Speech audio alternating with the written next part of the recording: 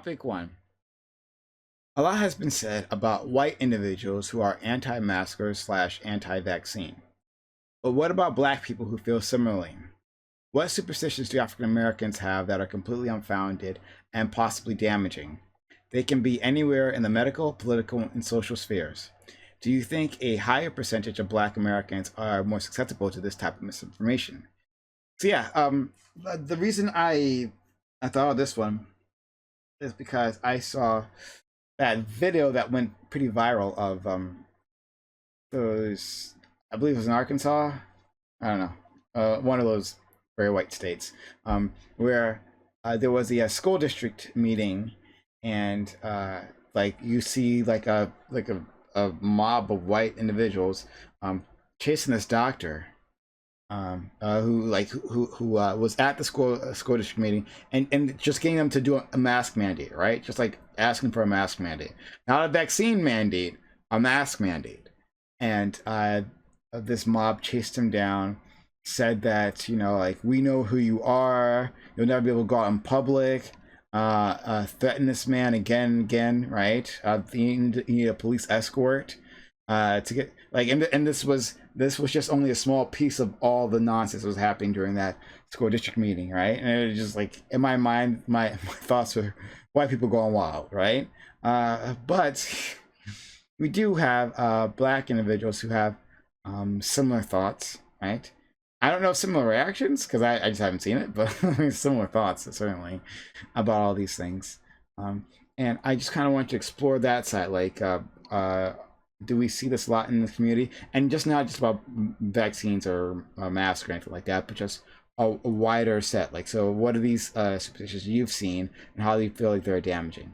All right, we'll do introductions. Start with Sig Natural. In regards to this sort of topic, um, what do I who feel similarly? Like what you asked the question, what superstitions do African Americans have that are completely unfounded and possibly damaging?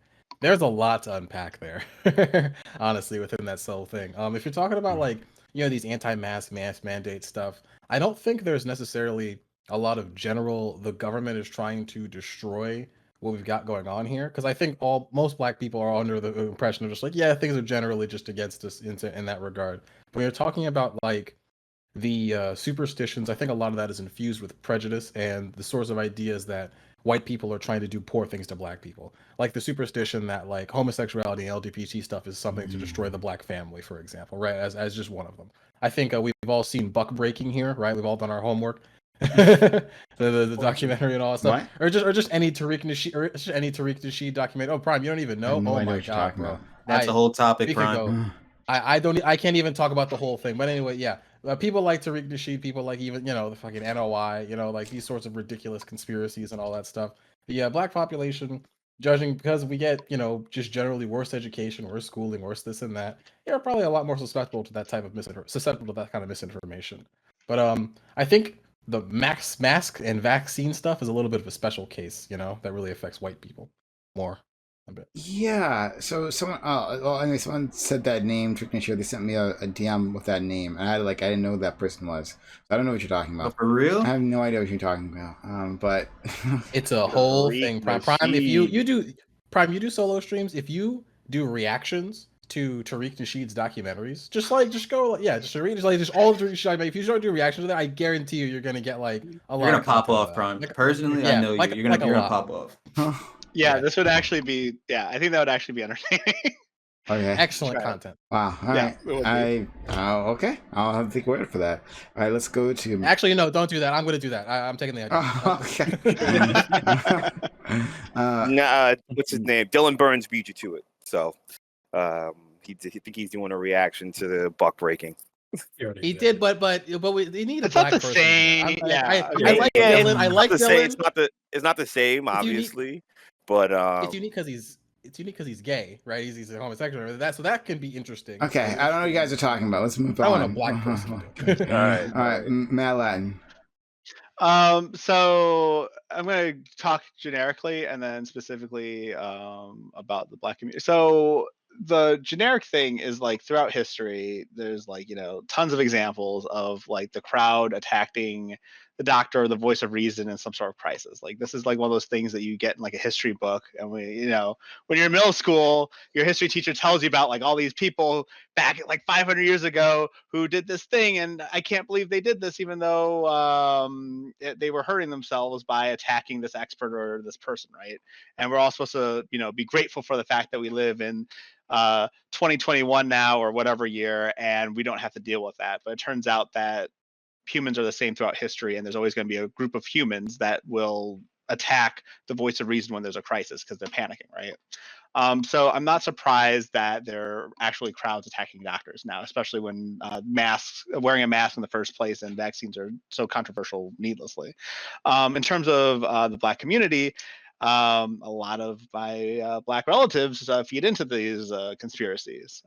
I have a few cousins who were very active in posting that the election was fraudulent and Donald Trump was going to come back miraculously and be president again, et cetera, et cetera. So I think, yeah, like what Signatural was saying, that this is more of a mainstream culture issue than specifically a Black issue.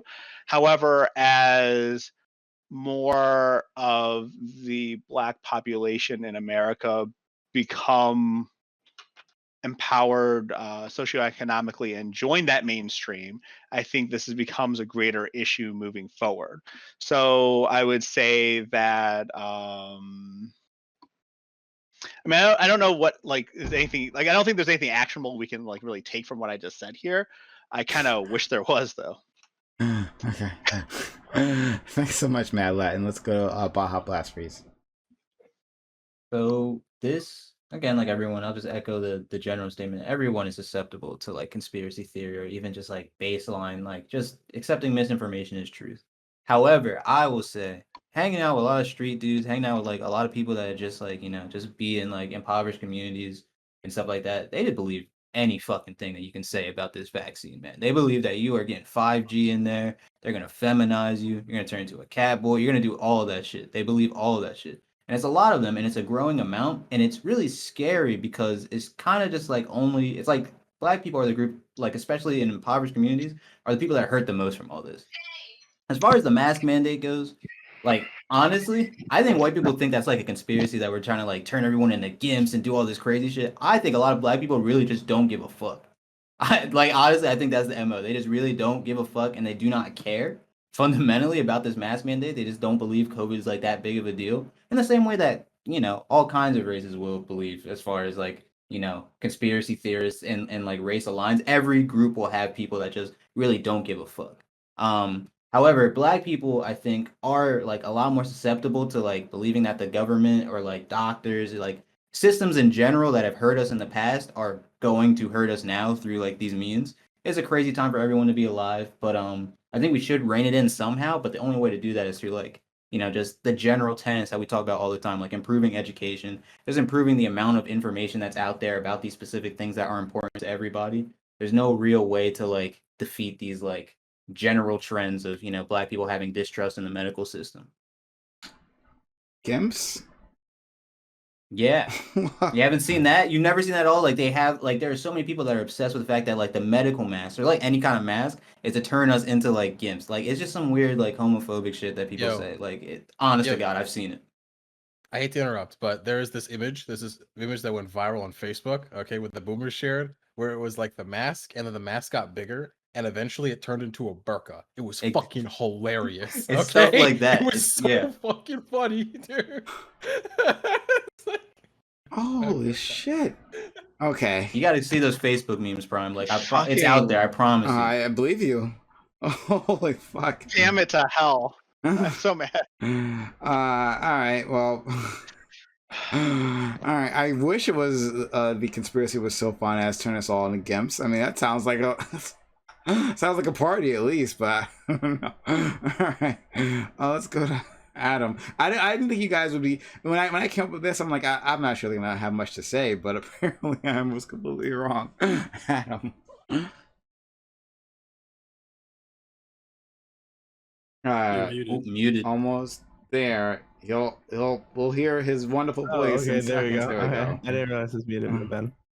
Yeah, I think there's a lot of I think it's really tricky because in the African American community, there's a lot of like when you say like when you look at like white individuals who are like anti-maskers or like against the government or whatever, a lot of it's like very unfounded. But when you look into like African American communities, there's like a really like kind of like bad past there in which like a lot of things are like legitimately done. Like for example, like it's really hard for an African American to trust in like the court system, right? And a lot of times I feel like African Americans will like extrapolate some of those like bad things and like take them to like realms where it's like not okay. So it'll be like, oh well, like I can't trust like cops because they're not going to represent my best interest, which is probably a true statement. And then they go and are like, well, all institutions are bad, and we shouldn't trust like the medical institutions either.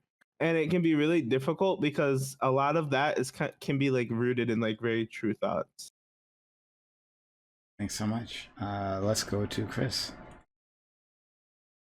Yeah, this is a hard one for me because I have a ton of family members who not only caught COVID, they caught it twice, right? They thought it was no big deal. But one of my family members likely died from having COVID while they had cancer, and later on, like complications from that caused them to pass away. There's a lot of these, even before COVID hit, there was a lot of like Black people have this in general sense, like they have this attraction to sensationalism, I should say, right? When it comes to a lot of some of these conspiracy theories, there was a whole big thing around a lot of the people in the music industry being a part of the Illuminati. The Illuminati conspiracy was a big thing for a while. It, it these these types of conspiracy theories, especially when it comes to the LGBTQ community, a lot of them stem from a lot of like white people, which Black people like say they tend to not trust, but for some reason adopt a lot of their ideas and things like that and prejudices and kind of perpetuate those things. Ironically, it's really weird. I'm still seeing people who refuse to believe COVID is a big deal and they aren't getting vaccinated. I have family members, they just like, nah, I'm just not doing it, right? No particular reason why not. It's just that either they don't want to take the trip to the doctor, even though it's free. Like it's just like I don't know. It's just weird to me. If it was other way around and the government was holding out vaccines and only give the rich people, like this would be a story about how the government doesn't care about the poor, like poor people, right? It'd be a story about how of course they would hold out like these vaccines because they don't care about any of us. They want us all to die.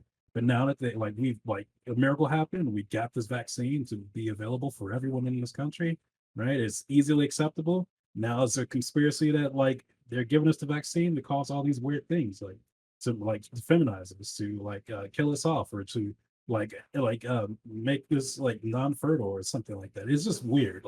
You can't win because of our history, all the harms that have been done, no matter what the government does or the state does in order to help people, I don't think anything will be trusted. There's always going to be a conspiracy theory to combat it, no matter what it is.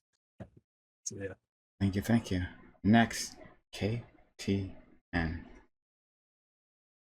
So basically, I know a few people in the Black African American community, across the diaspora who don't want to take the vaccine, but only here in the Western world. One of the things, I understand the mistrust, and the government did itself absolutely no favors. And that's one of the big problems. The government hasn't even gone as far as reconciling with the shit that they have done to Black people first to say, hey, we know we did this dumb shit to you back in the day, but today you have to trust us, please. I think that is one of the major gaps, one of the major things that people are the African American that the government is kind of ignoring because sorry, got a burp. Because the statistics, New York City, I think 40% of the African American population is either vaccinated or not vaccinated. I can't remember. I'll figure that out. I'll look it up in a second when I'm not talking. But the mistrust, is well deserved. And then I think a second part to that is also, and this is going to be a little spicy of a take, but at the end of the day, African American community doesn't really have a wealth of scientific representatives and doctors that they feel like they could trust. It's not like, anecdotal. I got family members who may or may not trust particular doctors based on what particular ethnicity they come from. And I kind of feel this way, and I know there's other people that feel this way, that there needs to be more attention paid to creating our own medical and scientific trusted authorities in the Black community, because for the most part, who else are you going to trust? I mean, I'm sorry to say it, and even when it comes to statistics and numbers and things like that, most people will just look at the numbers and just not trust it and be like, well, who made the data? When you look at stats that go against that sample size, that sample the African American population, it's either a Heritage Foundation statistic or it's a Data for Progress statistic, and who's to say that they're asking the right questions to the right community? They may be asking the question in a way the community is just going to look at it sideways and be like, oh, well, I'll just answer it like this, or I'll answer it like that. So I think there's a wider problem, not including the trust, but also getting a foothold in these industries like the medical industry and the data industry in order to say, hey, we trust this research, or we have faith in this research because we know that these particular people will only have our best interest possible. Okay. All right. Open to the panel. So I was looking up the Tuskegee syphilis study, because I've heard of this once, but I never had actually dug in deep into studying it. Is this something that's actually common on the ground? Because I've never actually talked about this specifically with anyone, Oh honestly. no, that was a specific like instance of in history that happened.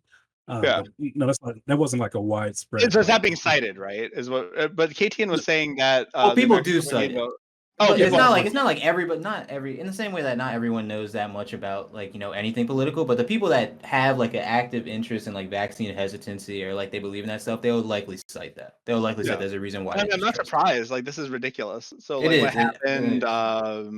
So 1932, and for 40 years, from 1932 to 1972, American doctors pretended to treat 400 sharecroppers in Alabama for, I guess it was 600 participants, 400 of which had syphilis, and they claimed that they were going to provide them free medical care, and they never did. They just wanted to evaluate what happened to folks who had syphilis and how it would affect the human body. And the only reason the study was even stopped was because there was a leak in 1972. The thing that's crazy is that one of the doctors behind the study ended up running the CDC itself for 4 years. We got another doctor who well, never mind about that. I have to double check. And then the nurse that was involved was actually a member of the Black community. She literally knew what was going on, and she actively sabotaged the lives of these people.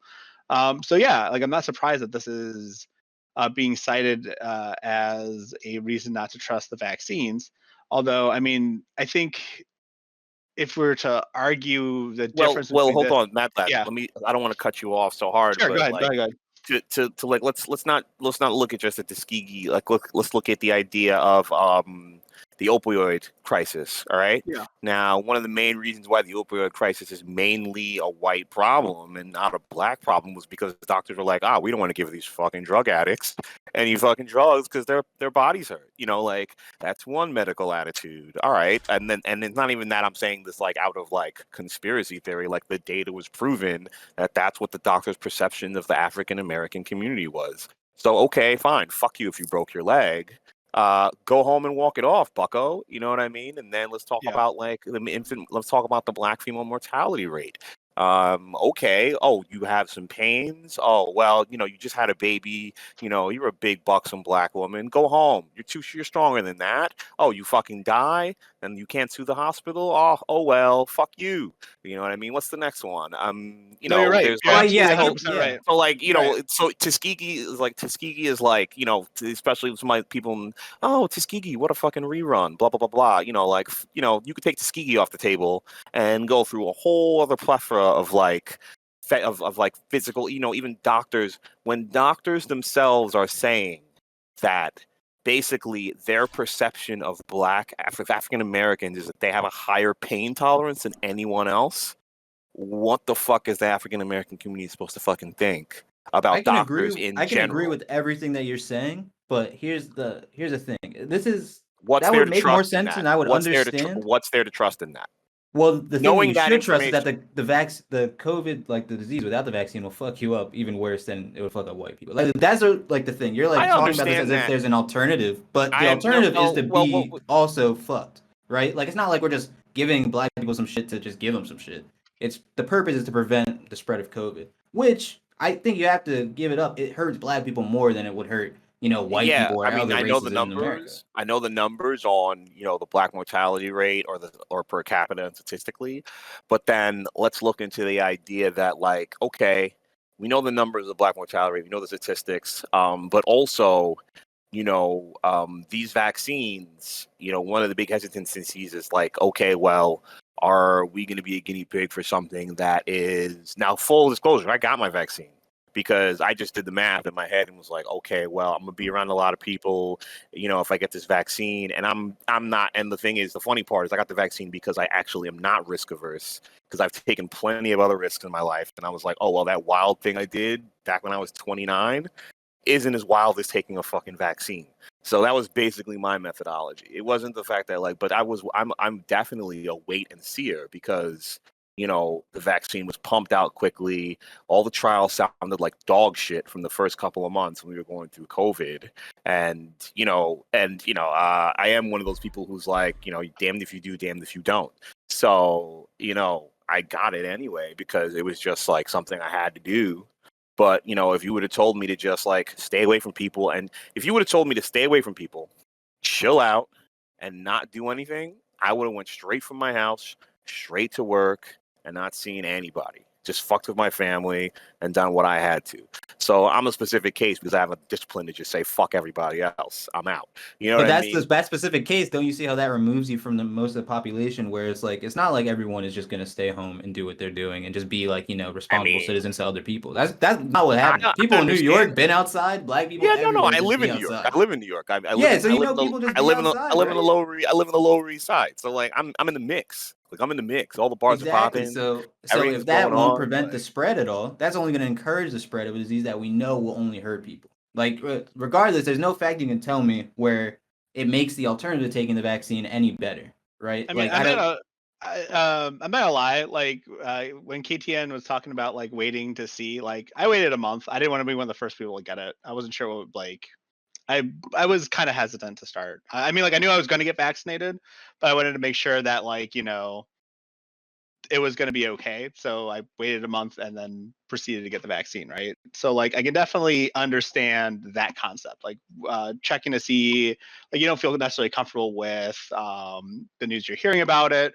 You want to see like what happens to people when they get it, but like right now there's enough evidence from like the millions of people who've gotten it that it's fine. People are getting the vaccine and they're mostly okay. There's been a few complications here or there that aren't really confirmed.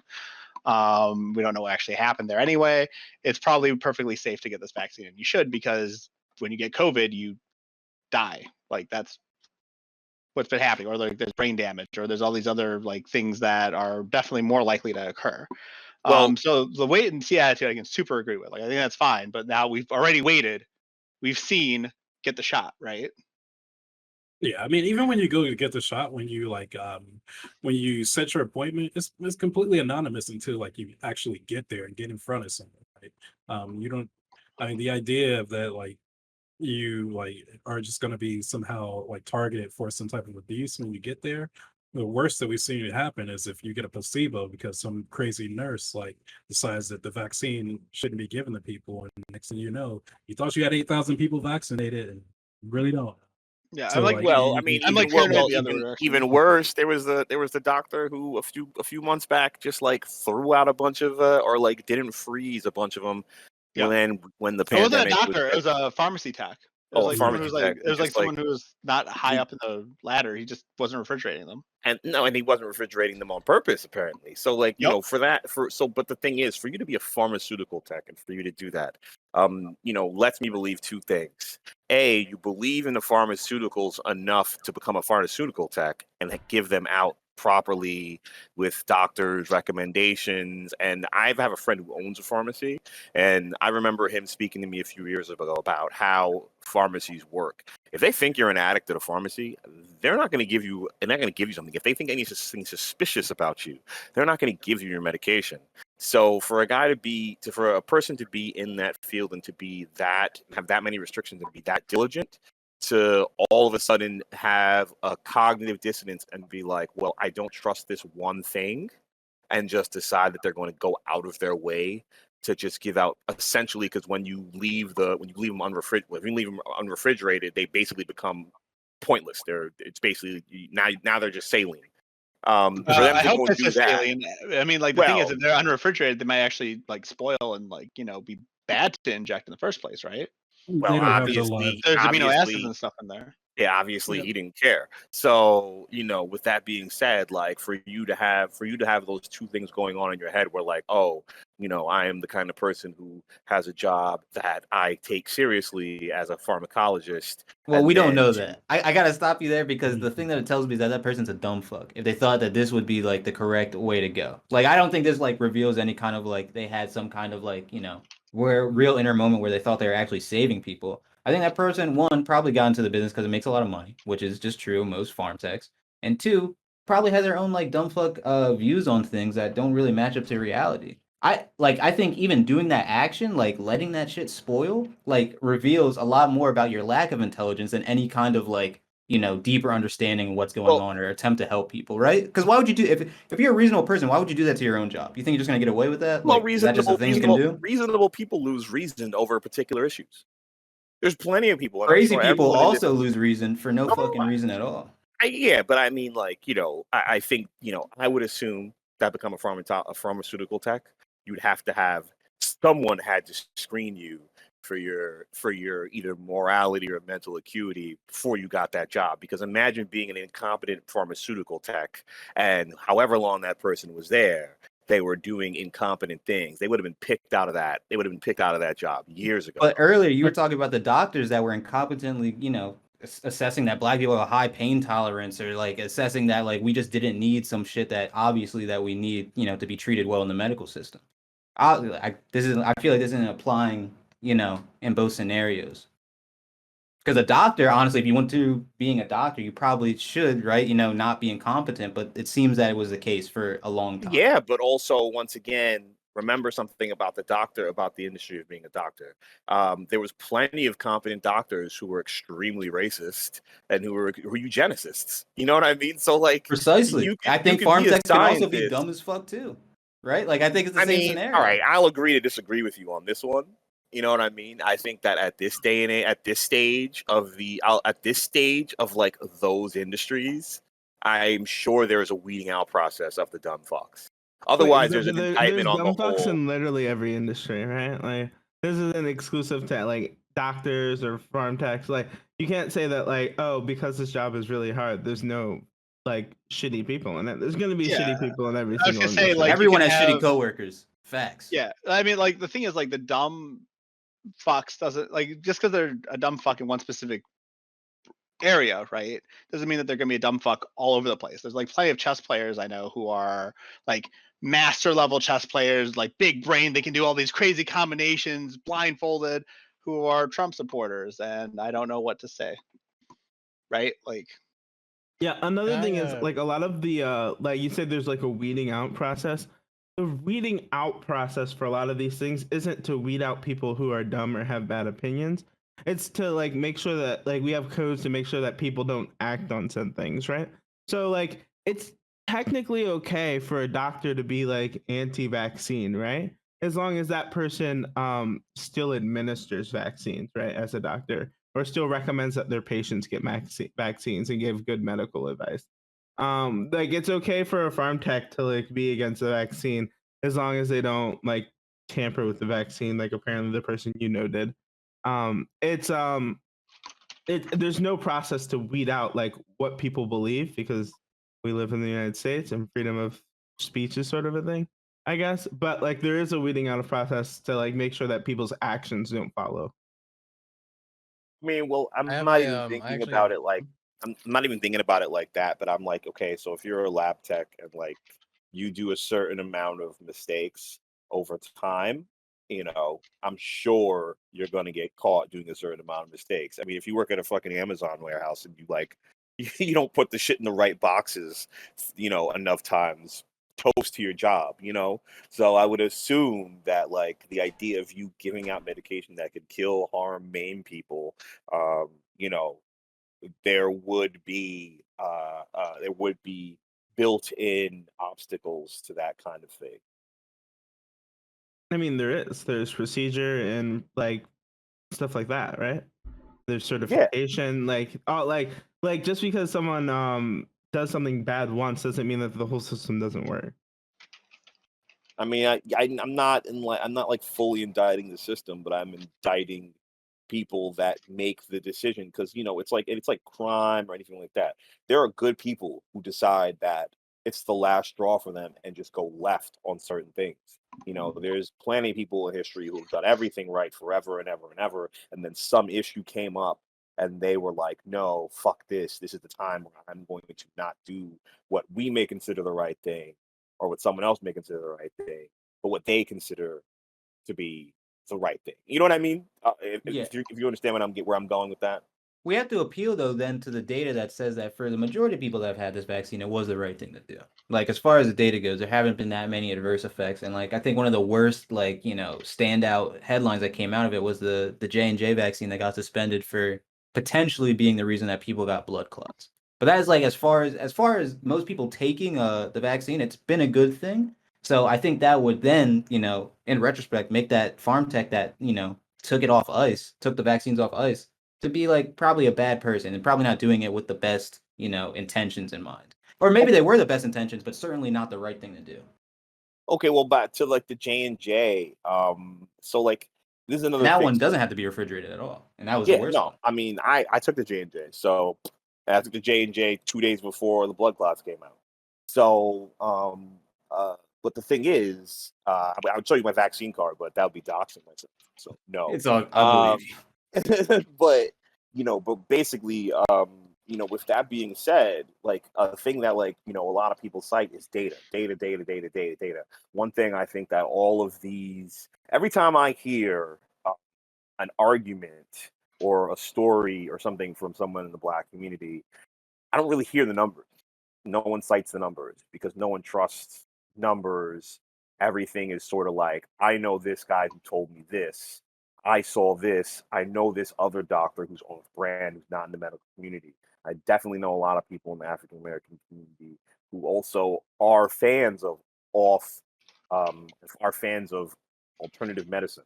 That's another Yep. thing I know for a fact. I have a lot of friends who are like, nah, CMOS, son. Yeah, take your Like CMOS, your elderberry or whatever. CMOS, elderberry. I mean, we've got the Dr. Sebi thing. And I'm not saying that these things aren't valid because for me, all of those alternatives are more preventative. Are more preventative for longevity. Like everyone cites the Ital Rasta, who's like 80 years old, ripped physique, still carrying groceries up 6 flights of stairs and could swim backwards and go get you a lobster in the ocean. So like just because of how he eats and whatever. But So, like people don't seem to think that like that those are all preventative issues. They're not like things for like so immediate fixes. let's go to Chris and then Sig and Madeline. Yeah. I wanted to go towards the point that Sega brought up when it came to like Black thought leaders, as such as like Tariq Nasheed, Don't who call like him that. Don't call him a thought leader. I don't want to call him that, but He unfortunately, does have sway. See those yeah, comments, like, man? Damn. yeah, there was like I had a relative, like I don't want to give away like who the relative was, but like they came to me talking about like some things that they had learned. I'm like, oh, again, that's cool. And like it was a black nationalist, like yes, what it was one of Tariq Nasheed's Hotep video like documentaries. And I'm like, oh shit, like no, you shouldn't take that, you shouldn't even go even further anywhere down that line. That particular person was bi, so like, especially I didn't want to keep going because what they were going to find is fucking crazy, right? So like we a lot of like black people don't trust or don't even care about like intellectual thought leaders, right? It's about like whoever their favorite rapper or like cosigns or whatever, like whoever their favorite like movie star. Like it's a lot of like people. The only reason people know about Dr. Sebi is because like who was it? The rapper that did the documentary about him. God, he had died not too long ago. Oh my god, But who is it? I forgot forget. his name. His name skipped my mind. But like Yeah, but yeah, he what's it called? Eritrean guy from Cali, early yeah 60s. he Uh, his name just God slipped my damn, mind. he's married to Lauren London. Right.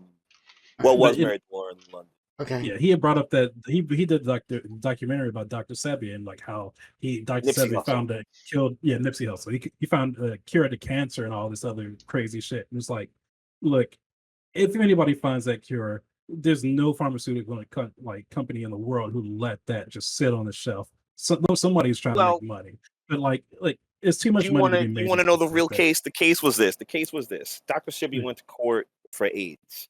He went to court. He said he could cure AIDS. He went to the federal court. And I think apparently, if I look it up, I think he either won on a technicality, but sort of lost on like proving the thing because they said that the federal government was like, you can't go out and sell this thing or push this thing. And I think what he had done was he went up against a federal court and he won on the idea that they couldn't prove that he couldn't cure people. So that was kind of the weird thing that happened. And like, he got a lot of praise for that. But like I said with with Dr. Sebi, like the reason Dr. Sebis are around is there's not enough visible Black African American So how do we make doctors them and visible? data. Well, we have to produce them. It's as simple as that. Like They're like there, as like, a show, I- who puts them out? One guy, and I'll put it out right now. Go watch the Roland Martin show. A lot of people hate Roland Martin, whatever. But Roland Martin, when COVID came about, Roland Martin went on this really big push, and he put every single Black doctor, immunologist, medical foundation, put them on his show every single day. So let's go to Sig, Mad Latin, then Top Dolphin. Something that I noticed, and I'm gonna sound like very much like one of those kind of guys, but I don't really know how else to say it. Whenever I go into like predominantly African American like circles, like whether it be on like social media or whether it be like certain podcasts or like the very big podcasts or the very big sort of shows, even especially online and stuff like that. A lot of it is very, how do I put it, late capitalist. Like I don't know how I could put it in the sense that like the people that are explaining things, the celebrities, the guests, and the thoughts are more about like celebrities and celebrity culture. What is the rich person up to, right? These are the people that are treated as like people that have like clout that people talk to, right? People like fucking Ice Cube. All right, listen, it was fucking bizarre. Like when Ice Cube, when the riots, when some of the rioting and some of the protests and stuff like that last year was going on, Ice Cube started posting ridiculous stuff about like the black cube of Saturn. He started posting shit about like Marvin the Martian. Listen, just look up to some of the shit he was posting. It was fucking insane. All right. Well, long story short, Ice Cube's a bit of a nut job, but people seem to take his opinion very seriously on certain things. And Kanye West and Kim Kardashian, I guess for her adjacency to Kanye West, I don't know. People that just like don't have any fucking credentials. Nothing to hear except for just like money. These people have money. They were able to win at the capitalism game, and then now we are just able to take their opinions on these very serious topics this certain way while they're like trying to shill some shoes or some fucking fashion line or something, and it's always been, I wonder like why that's really happening necessarily within like the community such, because even like when you go into like I don't want to say white, but like more mainstream American culture, you have people that at least pretend to be doctors that have doctorates, like Dr. Phil, people that like like have some education in something while they speak their bullshit. But like even well, as Katie was talking about the African American community, it seems like we don't even have a lot of that being shown to us. It's a lot of these just like people with, I don't know, that just are relevant, kind of like. Ugh. I don't know. I think because they made it in a sense, right? They were able to beat the struggle. That like maybe we should take their word for it because they actually had beat the system in some sort of way. I guess that's the sort of mentality that goes into it. I've never understood it. Right? Like all like a lot of these superstitions or conspiracy theories that Black people have and that they perpetuate come from a lot of these celebrities, right? Like they'll post these things or they'll talk about these things. You'll be at a concert and someone says some crazy shit and like nobody questions it. Like everybody just thinks they're speaking the truth and power. Like it's just super weird, right? And like nobody, it like the ability to question the information you're given and critically think about it, I think it's not like, of course there's tons of Black people who are able to do that, but as far as like the community at large, especially poor people, they just haven't really been taught to use those skills. Not even necessarily taught, but like made to think that those skills are important, right? To me, to clarify, to extend this a little bit, this is definitely also a thing in mainstream American culture when it comes to wealthy businessmen. People like Elon Musk's opinion are taken seriously on fucking all kinds of topics that he has no business being into. Same thing with people like Bill Gates, all these very rich, wealthy guys. So I guess this does happen overall broadly in American culture and everything. But I think I don't know, there's not a lot of when I think about Black people that are in these sorts of things, I feel like that it's like worse or concentrated, but I guess that's how it usually is with us.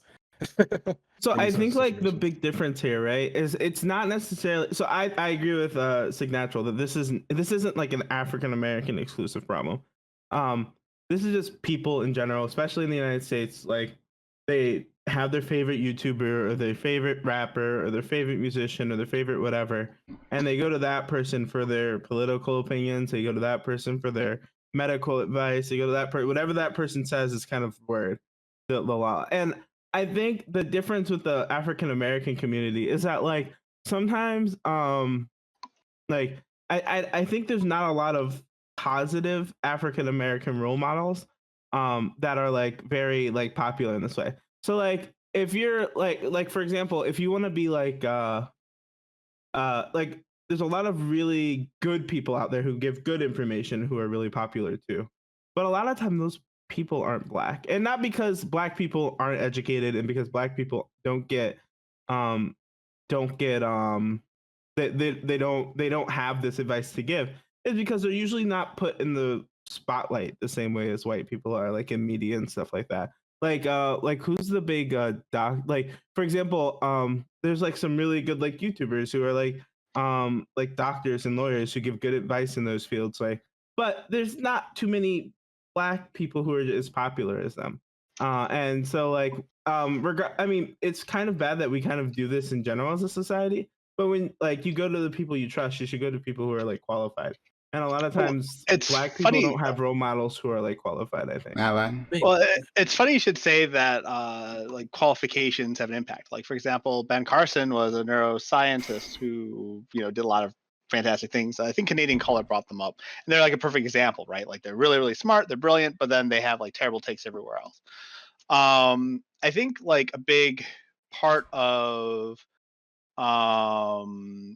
expertise kind of come. So like I think so there's 2 points I want to make, and I'm not sure which one. I'm gonna go with the avoiding trauma part, I guess, first. So like I think a big part of where we are getting hung up is in this is basically like as a culture, like Black culture is trying to avoid trauma, right? Like there's like a cultural trauma that has existed and continues to persist to this day, where like there's prejudices, there's acts, like actual intentional acts of violence against us, etc. And because of this pressure that exists already, it's very hard to differentiate between what is an act of charity or an act of favor, I guess, versus what might be like some sort of attempt at subverting and undermining us, right? So like, because there's this desire to avoid trauma, I think it gets very tricky to actually navigate what is good or bad, generally speaking. That being said, I would also say that because COVID deaths and vaccine issues are abstract, so like the number of deaths to COVID isn't like, it's not like Ebola, right? Like when someone catches Ebola and they die, it's this horrifying, terrifying death, and when people see that, they are, stay away from Ebola. With COVID, it's a very slow process, and it's less than 1% of the people who get it actually die, and then there's these disagreements about like whether the death was directly COVID related or not, and people are questioning like the methodology. So it's abstract enough that people don't have something to focus on as an incentive to take the vaccine, and so because of that, they're kind of willing to acknowledge all these like conspiracy theories around the vaccine, because the idea that the vaccine could cause blood clots like the Johnson one, or something else. There was another vaccine. It was an international one, like AstraZeneca. Yeah, that one. I think they had the same problem, right? And so people are looking at the news, they're seeing these stories about blood clots, they're seeing these stories about like, just a few people dying from COVID, and they feel like it's a like 50-50 split. They're not sure which way to go with it, right? So I think like the ultimate cure for something like this would be like making it more concrete, making it a lot more clear what the ups and downs of COVID and vaccination is. And like, I think we're doing a okay job to start, but especially now with the Delta variant kind of running rampant everywhere, I think that might help people realize how serious it is. Like if a lot of people have cousins and family members going to the ICU because they have COVID, maybe this will change minds. Let's go to Chris, then KTM. I think you're right, Madeline.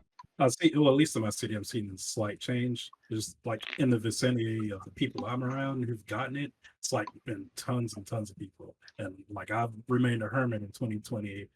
Unfortunately, I avoided it. But like, if you told me that there was like a virus out there that it caused me to lose my taste, like I'm taking whatever vaccine immediately. I don't want to not be able to taste food. That sounds insane. But like, I don't know. I don't know how much you need to scare people into doing like there's been tons of like African American people affected by this. They've been largely like over affected by it. So you'd more than likely have someone in your vicinity who's been affected by it. And like when the vaccine started rolling out, there were rich people who were going to countries disguising themselves and skipping lines to get this vaccine first, right? They were going out of their way to get this vaccine just in case the possibility of it might run out.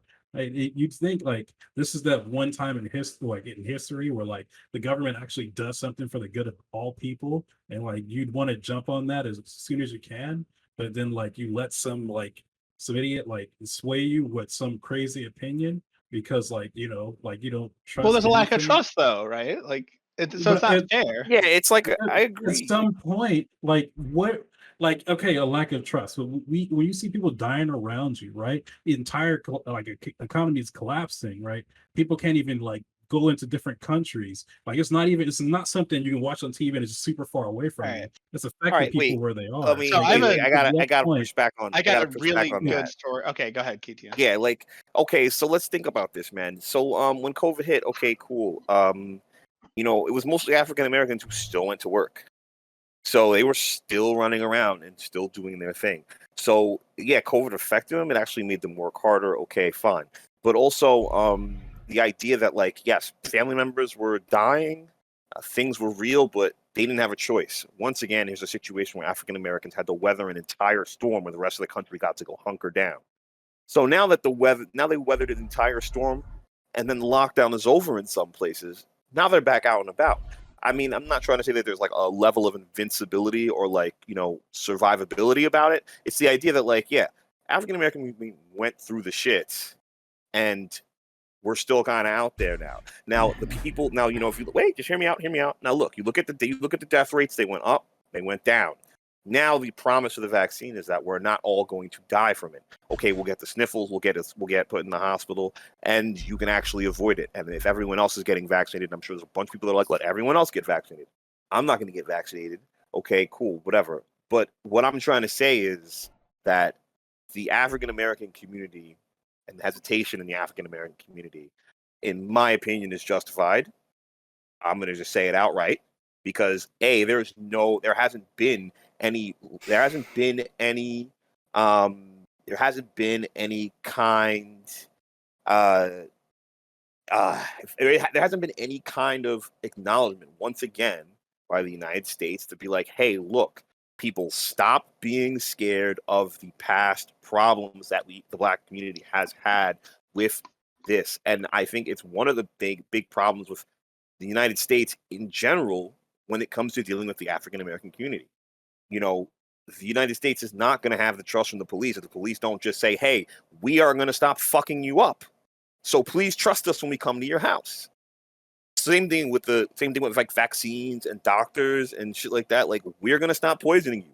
We're going to stop ignoring you. We're going to stop doing this. We're going to stop doing that. Please fucking, and I don't think there's a single person here who could tell me a person in the white power structure that has said that to the Black community to alleviate any hesitancy, to give them any rebirth of trust, to give them anything that lets them know that the United States is not trying to fuck them up. Yeah, but if you're skeptical in the first place, no one's gonna believe when they go out and apologize. Yeah, right? well, it's kind of like if I'm already catch skeptical and 22. like, yeah, if I'm already skeptical and like I'm like, oh, I don't like trust any of these people, and then the guy that I don't trust comes out and says, yo, you can trust me now, right? Well, like, at least people aren't gonna trust them anyways, right? At least the evidence is out there. So that let's say okay, whatever, the United States eventually did do the African American community dirty. At least there's going to be a historical record to say, hey, the United States went through this thing, and now it's a big lie that now we had to see all out in front of the national public. I mean, the fact that it'd be a big lie would be revealed either way, though, right? Yeah, but a big lie, being lied to and volunteering for something and being lied to and getting sold a fake bill of goods is a different story. So I have like one sentence I want to say before, just real quick. So like Gorbachev in the Soviet Union did this whole apology thing for Stalin's behaviors, like sending people to Gulag, et cetera, and it contributed to the collapse of the Soviet Union. So like I don't actually think necessarily that a direct apology during a crisis changes anything. I think a direct apology prior to the crisis would be useful. Like Bill Clinton apologized for the Tuskegee experiments in 1997, but like, does that make us feel any better about what those experiments did? No, not at all. So that's okay. I'm done. Sorry. Go ahead. Let's see. And then Bah, I'm not sure, Bah, did you have any? So I'm doing a little bit of a change of the subject. I'm sorry, in regards to this, but we're talking about like, just the general Black Americans and misinformation and stuff like that. Are there any sort of conspiracies involving the community that anybody on this panel kind of believes, right? Like, it's not okay, so it's not like 100, for example, it's not 100% confirmed that the FBI killed Fred Hampton, but they fucking killed Fred Hampton. Like, I mean, like, can we just like all sit here and think a lot of Black people still think they had a hand in killing MLK? A lot of people say something about certain stuff like that. It was proven in court with MLK. Wait, that the FBI? Yeah, the civil suit proved that the FBI did put all the circumstances, or the United States government did all the circumstances to put him in the harm's way. That's a big That's a big gap. I'll pull up the civil suit. Okay, great. That's please. a holy shit. Okay. That's a whole That's right like there. Biden. Biden should just Biden would be excellent right now if he just went up and apologized for that. Like just like Matt was talking about. Like, Right. he was like, "Oh, we're sorry." Like this is gonna blow my mind. Like when Fanatic told me that O.J. Simpson didn't do it, and I looked it up, and I was like, "Holy shit, he's right. O.J. Simpson didn't do it." Like I didn't believe it when he said it, but then I looked it up, and he was absolutely 100% correct on that. Okay. Yeah. So I'm definitely curious as to that as well. We'll let Baha go first. You guys have other things. Go ahead. I just gotta So one for that topic. I always just have a thing that's like, so the OJ thing was interesting to me because it's kind of like the same deal. It's like, so why is there such a lack of like knowledge on the topic? If like it is so definitive that the FBI killed MLK, I do always just find it weird that there's like such a lack of, you know, understanding by the general populace that that is the case. If it is so definitively proven. So I'm just interested to look into that. But then two, I think like what Top Dolphin said had to say about like people trusting thing that they're already skeptical about is like I think really valid because I think KTN's point is that like America in specific circumstances has like fucked black people over, but I think the vaccine thing is pretty I guess non-unique in the sense that most like all the vaccine hesitancy like fighting and like all the advertisements against that has been targeted to like a wide swath of people. It's not like we have been like trying to just like, you know, fight this on the fact that, you know, black people feel especially mistrustful. There's a shit ton of people that are very not trusting about this whole situation. And I feel like that should serve as, you know, an apology because otherwise I feel like it does come off as pretty like not genuine. If like, you know, Biden said black people specifically, I am sorry about everything that we did. I just don't think that's going to really change people's minds. Nor do I really think that's why people don't want to take the vaccine. I think a lot of people just do not understand what they're taking. And in the first place, and if they were very hesitant about the vaccine, I always find it interesting that there's like such a disregard about actually catching COVID when we don't know what the long-term effects are. Like we are very hesitant to like take all these like government mandated or like, you know, government forced vaccines, but no one really cares about like actually staying home and protecting yourself the natural way, so to speak, if you want to call it. Like that is not like the people that shit on the vaccine are the same people that don't give a fuck about COVID. And if you're young enough, I mean, I guess that's viable, but for the majority of people, I just see that as simply as like a blind spot that belies your true beliefs. You're not really like that. You don't really give that much of a shit. That's like the real issue. And I kind of want to emphasize that like a big thing is like when like everyone said like there's all this mistrust in the vaccine, and it's really important for like African Americans to have a role model. But when like people who are the people who come out and say, hey, like you should get the vaccine, all they're all white, right? Like Dr. Fauci was white. I can't think of anybody else off the top of my head. But all the people who were like in charge of this stuff and like public facing figures who came out and were like, yeah, like you like by the way, this is kind of bullshit. You should get the vaccine. A lot of them aren't black, and it can be really.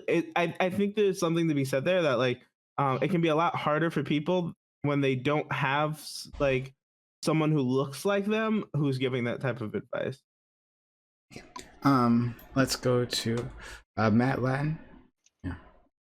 I'm actually really glad that Signatural brought this topic up, like the idea of like other conspiracies. So this isn't actually something I believe in. This is something that my dad learned in college that I completely 100% disagree with him vehemently on, and every time I go home we have this discussion about this thing. So there's this man named Ivan Van Sertima who was a professor at Rutgers, right? And he published this book, They Came Before Columbus, in 1976. So it was like right in the like, you know, the movement where like, you know, we're rediscovering Africa, our roots, et cetera, et cetera.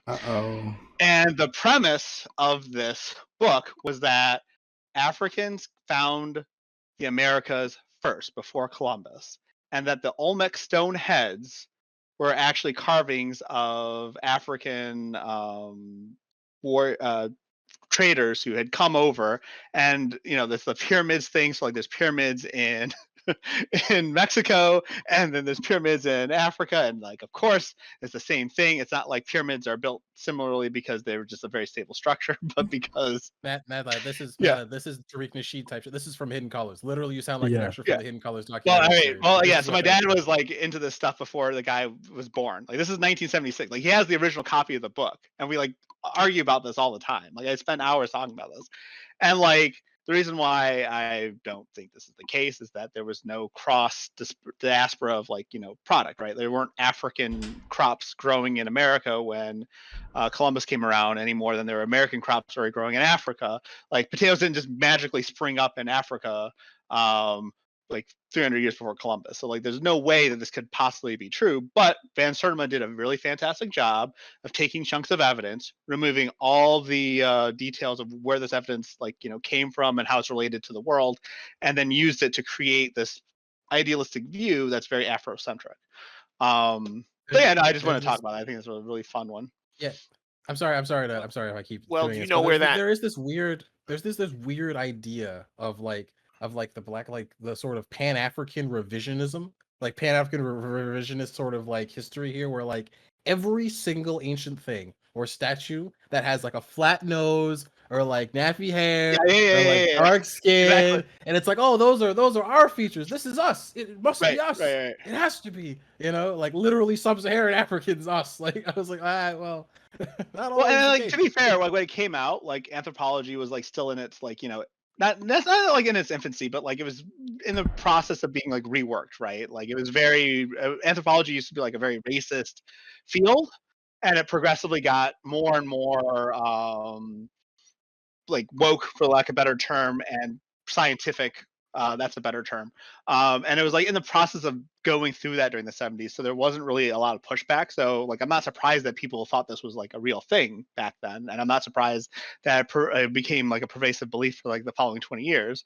But now we have like actual ways of discussing why this can't be the truth. And that's like the important part. Will people change their minds when they've had this lens about like a very Afrocentric lens? Can they change their mind when presented evidence that proves that this is not the case? Do you know why this happens? Like why? Like Why this? you And same believe- thing for Sig Naturals. This almost, I mean, I don't know if you're kind of like making fun of it or like whatever. The idea that like everyone kind of latches on to these stitched together gaps of history and knowledge between African Americans, United States. Oh, it's a counter trauma, right? Well, like there's a cultural trauma. Yeah, I have a cultural trauma, but I don't want to like, this is one of the things that like I always like kind of have arguments with certain people about. There's a few things that's going on there where it's like, who writes about African history? I mean, right now I'm looking at contemporary African politics, and the reason why the diaspora is in such shambles, right? Economically. Now you're going to get colonialism. You're going to get, but one of the big things is the World Trade Organization. I'm looking for books and trade deals, and the reason why this country has tomatoes and they can't even grow their own fucking tomatoes, and the reason why this country has chocolate and they're dealing with the same financial deals they dealt with 400 years, the same percentage they dealt with like 100 years ago. It's got to do with all these negotiations, et cetera, et cetera. Okay, you can call that neocolonialism. But then let's talk about the history of these countries, and let's talk about the idea that there's African art in every other country, in every other museum, that countries refuse to even give back because they have a concept of the idea that these people can't even be stewards of their own art. You know what I mean? Think about that. And I understand you're like, okay, we won't keep it in, like sealed hermetic vault, or they won't be like, maybe the country won't have the funds to keep the art in a well kept museum, etc. So you can make that argument. But then let's talk about the actual written history. Africans weren't known for writing shit down. It just wasn't. A thing. Now, this is one of these things that I personally take umbrage with, because I have these arguments. People who do a lot of, like there's a professor at Harvard. I mean, not at Harvard University. He goes on the Karen Hunter show all the time. I think his name is Dr. Carr. I think Dr. Carr. But he also talks about the idea that the African culture, or like in diasporas, they didn't write anything down. They didn't write their histories down, because it was it was one of those things where like if you couldn't like, they wanted to be passed down, et cetera, et cetera, et cetera. That for me is just a really bad way to do anything in general. But who wrote the history down? The British. The British wrote the history down, and it was usually like recorded correctly. So, and then it was also edited out, because most of history is telling the story you want to tell.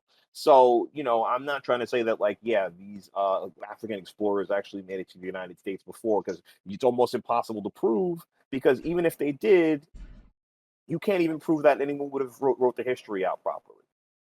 Right. Like exactly. I mean, that's And true. the thing, Like but it goes back to my idea of stewarding your own information, stewarding your own community, like having enough Black doctors, having enough Black data scientists, having enough people who have that interest, because at the end of the day, no offense, no one's going to have Black interest except for people who are invested in the concept. It's as simple as that.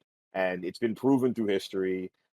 And right now we go through the thing with Google where they had a whole kerfuffle about like the fact that they didn't have enough Black sample size, so that every time they wrote Black in their fucking search engine, it put out a monkey.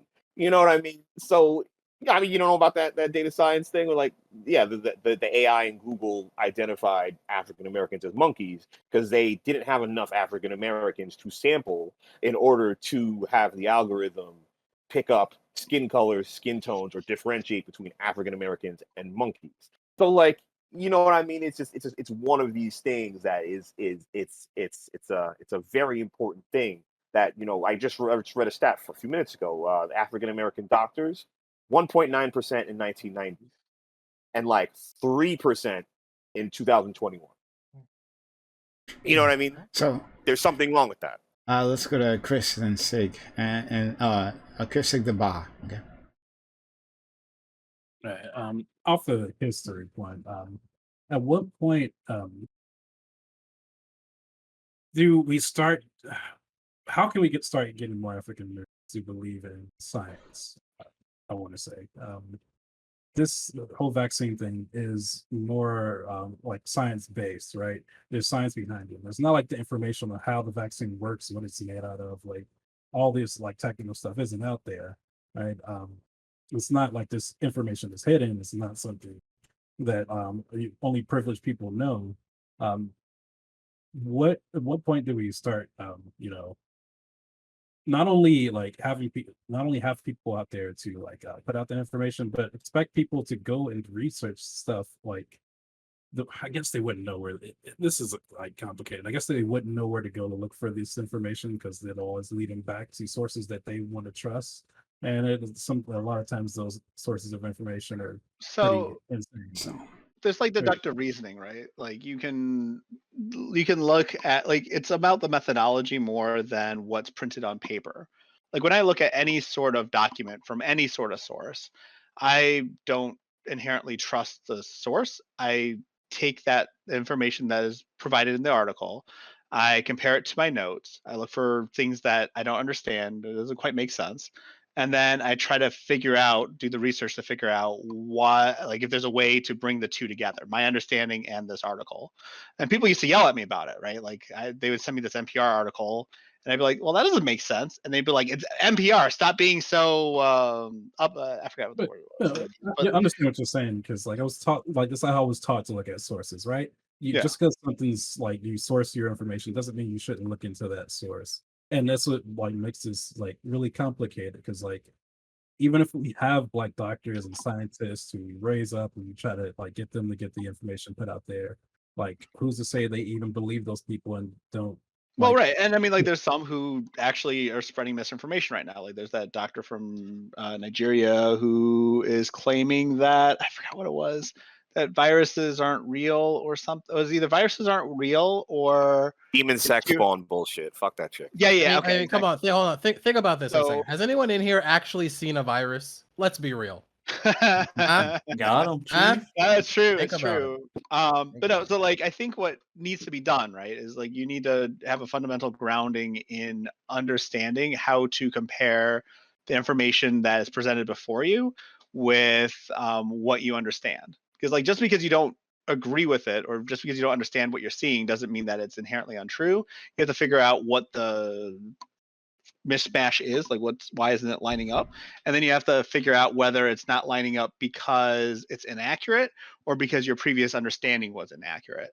And that is the skill that has to be taught to help folks kind of escape this loop. I don't necessarily think having folks I actually think it's quite dangerous for there to be more role models that we're just going to take their assurances, this is exactly what is supposed to trusting their assurances is not as good as teaching people to do the critical thinking necessary to figure out what's what, right? I think that's the actual problem. Like role models are great, and I want more positive role models, but I also think the skill is just way more valuable. Well, let's go to Sig, then Baja. When it comes to like analyzing certain things and figuring out like things for yourself, that's definitely a skill that needs to be taught in schools, especially in our post like information age. You know, everybody's just looking up shit, reading whatever they want to read, just looking up image macros on Facebook is telling them how to live their life and all that stuff. Yeah. You know, it's just like, yeah, it's definitely a thing, and this is something that that definitely can affect the Black community just as much as anyone else in the world. You know, and definitely it seems like it has. You know, when it comes to that. Is it so? I was just gonna ask, just to clarify, is there really nothing that you guys believe that's like could be constructed as like conspiratorial thinking that's not been I proven? don't Like want. nobody, I've purged that stuff a long time ago. Like all of it. no, No, like I have some, but I don't want to. I don't know. I mean, Like I mean, with regards to the Black community, like not even like a suspicion, right? Like a Like- suspicion. when I get curious about something, I get obsessed with it, and I go like research as much as I can about it. Right, I try to go into it as much as I can, look at it like at tons of sources. Like at a certain point, a lot of things, especially conspiracy theories, come back to nothing. Right, like it's just speculation and just like fun thought. But like a lot of times, the secret is a lot less fun than like the grand idea you have in the beginning. Right. Like, it's a lot less fun. It's a lot more. I actually like, disagree. I mundane. actually think Like, there's a lot of conspiracies actually that cover up a much more hilarious and ridiculous truth. Actually, depending on. Okay, sorry, I didn't mean to cut you off. Go ahead. yeah, I'll okay, say things later. I understand what I understand what you mean. I think like a lot of like things that come out that are secrets that come out that like are crazy that the government's done, like MK Ultra. That's a thing that like was insane to me. But like I don't remember like I don't know if that was ever like a conspiracy theory that went around like the government was trying to learn how to brainwash people, right? Beyond before that point. But like after that came out because of the whole Unabomber situation, like now we have that out there. But like a lot of these conspiracy theories, like it's like they've been going around for years, and like out of all the people in this country, right? No one has like the information. No one can like people talk so much nowadays. Nothing can stay secret. Nothing can really like stay kept under the rug, right? So like it's gonna come out eventually. But some of these conspiracy theories have been going for so long with no evidence, no real information, and it's just been perpetuated like continuously, even though like there's nothing to back it up, right? It like gets a little weird, right? And then like, how long are you gonna like research something and like follow something and continue to believe something is true, like before you just like it doesn't even matter to begin with, right? Does that Well, So conspiracy go theory ahead, Sig, and then we I gotta go think that Baja. was great. Okay, To Tiana. me, Chris, I think that's that sort of like I actually thought about this like a lot of this last year, especially with like the blow up with like the blow up of oh my gosh, what am I talking about? The QAnon type stuff, right? And I thought to myself that like conspiracy theories, all these people, they're just kind of like inherently selfish, right? They're selfish, and there's this combination of selfish and lazy. Okay. And I know this is a little bit of a hot take, but I feel like conspiracy theories are when happens when people that aren't very smart or just have something against being educated or educated themselves or something, when people like that try to create knowledge from nothing. They try to like fabricate knowledge from nothing to try to seem like they have something over you or say they have something over other people. Like, oh, you don't even know what's really going on, but I got the idea. You know, the world's flat actually, or like this sort of thing actually. You know, and they form their own little clubs, their own little stuff, and all these little things. And this matters more to them than actually having knowledge, real knowledge. You know, that could possibly quell their anxiety. It's almost like a religious fervor here. So No. let's go to Baja, and then after that, KTN. Between then, I'm gonna step in because it's something I've been wanting to say. But go ahead. Yeah. So I feel like I don't know, Katie. I can't really tell what your position is, seeing as it seems like you're saying that a lot of Black people that feel like a certain way. Let's keep it on vaccine hesitancy, aside from general conspiracy theories. But we keep on vaccine hesitancy. It seems like you're saying a lot of Black people are very defensive over the topic, or very mistrusting of the topic, because one, the government has fucked us in the past. Two, there haven't really been any, like, I guess, to your standards, any like sufficient, like, refutation or like, like there hasn't been an official apology for those things. And three, there's not enough people in the community, like in our Black community, that are a part of these groups to make it, it seem more viable that, like, the data and that the research is done by people that actually care about Black people. But Correct. yeah, so, but I had to take I have to take umbrage with that, because I feel like you like, it's like what Madeline is saying. It's like there's like a lag. I guess we have to get into specifics. There's a lack of critical thinking done by Black people on these subjects. Like, flat out. I know a bunch of people that are against the vaccines for maybe reasons that are kind of linked to what you're saying, but through no direct like talking to these people or anything, you would ever get that. It just seems to be like a general hesitancy that's the same amongst all races. I do think that when you post like articles like the MLK one and the I don't know about the Google one, but I look at the MLK one and I'm like reading through it and I'm looking at it. It just seems to be like a civil lawsuit that like the King's lawyer able to convince a jury that MLK maybe was the like victim of a larger conspiracy that could have potentially had the FBI. Like, that's what I get from it. And I don't know if you have anything to say to that. Well, I mean, you do got to remember the attempt by J. Edgar Hoover to basically turn Martin Luther King's life into dog shit and told him to kill himself. This wasn't like undocumented, even as far as the last FBI director, the 7-foot tall guy who Trump hated. Even he did James a Comey. big performative. Yeah, James Comey did the performative thing of making sure that all of the agents in his FBI were aware of what the FBI once did to people like Martin Luther King. I forgot exactly what it was, but he had like a big grandstand thing where he made everybody kind of read a little bit of the letter of what J. Edgar Hoover sent out to Martin Luther King. But that's beside, but like, you can get back to what you were saying. But like, those two things compiled, and this is like, 2021 by a Republican. So, 2016, 17 by a Republican who like went out of his way to like make that point to his own FBI. So, it's kind of like, even the FBI knows what they did. So I mean, like, I want. I think you're Like, actually right I- on some level, KTM. Good. I wanted to try something to talk about something a little bit, and that like how these things spread, this misinformation spreads. I have always, and I've talked about this before. We talked about this on Ape many months ago. I think soon after we first started this. I'm not a fan of the barbershop. Never have been.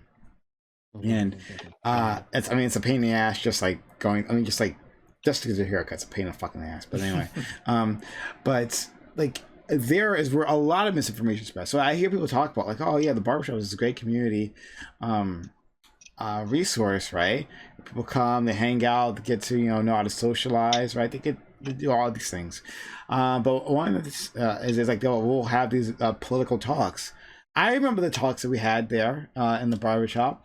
And those things were dog shit. Like the opinions that people had, like they were just coming in out of a whole cloth, right? And it's like one of those things. It's like dealing with like your uncle, like at a family gathering. It's like, all right, do I want to do this? Am I gonna actually jump in here, right? Because it's gonna be a fact-free thing, like a completely fact-free area. And so I just remember seeing this so many times, dealing with this shit, like hearing this shit, like what the fuck? Where'd you get all this shit? Like, and you got younger people just like nodding their heads. Yeah, that makes sense. No, it doesn't. He pulled that out of his ass, and he wants to look smart in front of you. I've seen this all before. Holy shit. Anyway, even worse than the fact-free stuff is when. So this is my biggest problem is people bring up very specific examples that like it would take you time to disprove rather than believe, and I think that's like the number one thing that like irritates me the most about those kind of like barbershop style just shooting the shit conversation. People will literally like anecdotal evidence is king in a lot of Black circles for whatever reason, and I think that does come from like the history of mistrust. But like it is way too prevalent and used way too much to like just assert some of the most definitive things that like actually do hurt people. And I think that is absolutely the case when it comes to the vaccine stuff. There are so Well, I many people think, that will cite one-off, like specific examples that just have no basis in reality or take a little bit more time to look into. But But- go ahead. Yeah. I was I just mean, going to like- say, I think Prime figured out exactly how we can solve this issue. We all need to become barbers. We need to all start our own barber shops, and we need to create communities where people engage in critical thinking. We got this. Yeah. I don't know if No, my I barbershop, mean- my barbershop I would make would have so not as much like toxic masculinity in it for it to be successful. So I don't know if mean, that's for how much me, it is.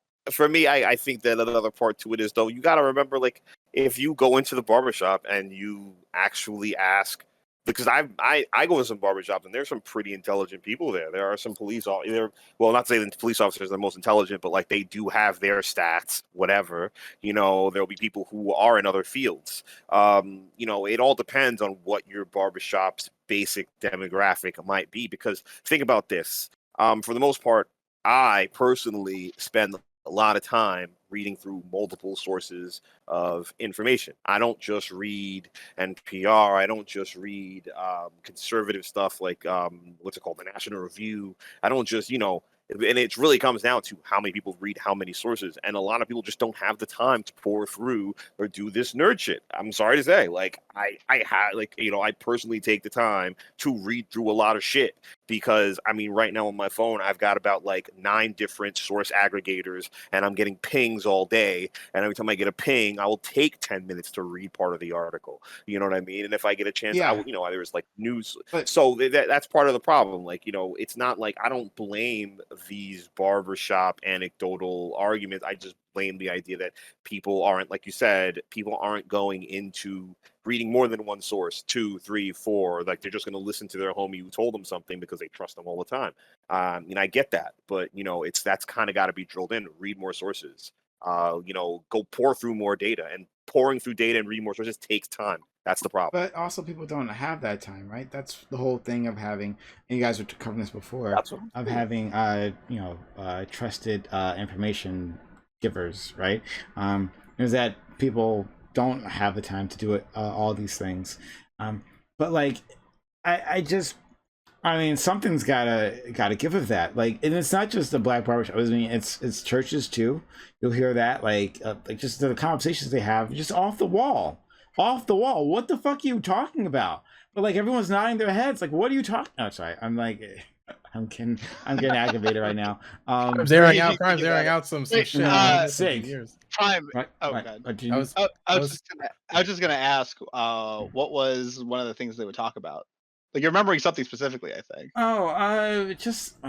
Nothing was specifically. I just remember just the general, because I've had these arguments, but these were years ago. I stopped going to the barbershop years ago. Just like altogether. I just couldn't stand it for multiple reasons. Same. Yeah, it was just too much. So like, I know I've had these actual debates, like on like what Barack Obama is doing, right? And he's like, yeah, he's doing a damn good job for. No, sorry, no, I'm just gonna get. All right, just go. Sig. All right. I was gonna say, like, oh god, you brought it up. I was gonna continue, but I was gonna say that, like, that's the thing when people say no one has the time, right? And that's totally okay. I don't have the time. You don't have time. None of us have the time to know about every goddamn thing that goes on in the world or everything or about every goddamn topic. Of course not. But that's why you can just defer to the experts, okay? You know, and I think that's where like the pridefulness comes in. It's just like, oh, those people don't really know nothing. They point at the guy on the TV. That guy doesn't know anything. My friend that told me this, his aunt's cousin's best somebody actually died from this, or oh, they actually don't find it because my buddy told me and I read it somewhere. My favorite thing to do when someone says something dumb, like a stupid ass thing, just be really nice to them and just be like, oh man, where'd you find that out? Just say that, okay? I guarantee you, almost all of them would be like, oh, I read it somewhere. Okay, and that somewhere is usually like social media. Okay, and that's just usually how it is. Let's go to Baha. Baha, did you get to go before? Yeah, I pretty much said my piece. Okay. I really do think a lot of what people say, like in regards to like not trusting stuff, is bullshit. That's I'll go to Adam, Chris, KTO. Yeah. Well, first I kind of want to say, my barbershop experience must have been a lot different than your guys's. But maybe I've gone to one barbershop since I was like well, I haven't got a haircut in like a year, but I've been going to the same barbershop since I was like 5. And my barber was always kind of the guy who pushed back against the misinformation at the barbershop. He was always like, "Wait, like I don't know if what you're saying is true. Where'd you hear that?" But like something that KTN said was like really resonated with me. And he's like, "Oh, people don't have time to like go through multiple sources and stuff like that." And I don't know. People don't want to have the time, and I don't think, and honestly, I don't think it's a multiple source thing. I think one of the biggest issues is that people don't even read articles, right? We have all these super sensational headlines, right? Because the media companies need to get their clicks, right? That's their motivation. They need to get people to click on their article, um, and be served ads or whatever. And a lot of times people now just read the headlines and they don't actually read the article because like um even like a Fox News article is going to be way more information than the dumbass headline you see on Facebook, right? Like, and we're not even, I don't even think we're at a point where people are like reading Fox News articles and like being biased from them because of the way the information is presented. I think we're more in a place where people see like headlines on these articles and assume like the worst out of these headlines and aren't actually educated on topics. And if we could just get people to dive into information at like 5 minute like levels and like time that everyone kind of has, maybe, or maybe not everybody, but people like kind of have like just to read one article, I think we'd make like 60-70% improvements on the level of like informedness that people have. Let's go to Chris and KTN. For me, I had the barbershop experience too. You know, like the movie All About the Benjamins played like every time I walked in, like 24/7, and like all these crazy conspiracy theories going around. It's mainly because I think people they don't want to learn, they want to be entertained, right? If the information you're giving them is entertaining, they're able to absorb it more, and they're more willing to engage with. And I think that's the issue. It's not like people don't have the time. How often do you see like people after work or whatever, like binging reruns of like whatever Judge show or Mari, where they get most of their information on LGBT. Damn, you're calling people out now. You're calling people to the floor with that one. Because coming after Steve next, huh? Is he next? yeah, right.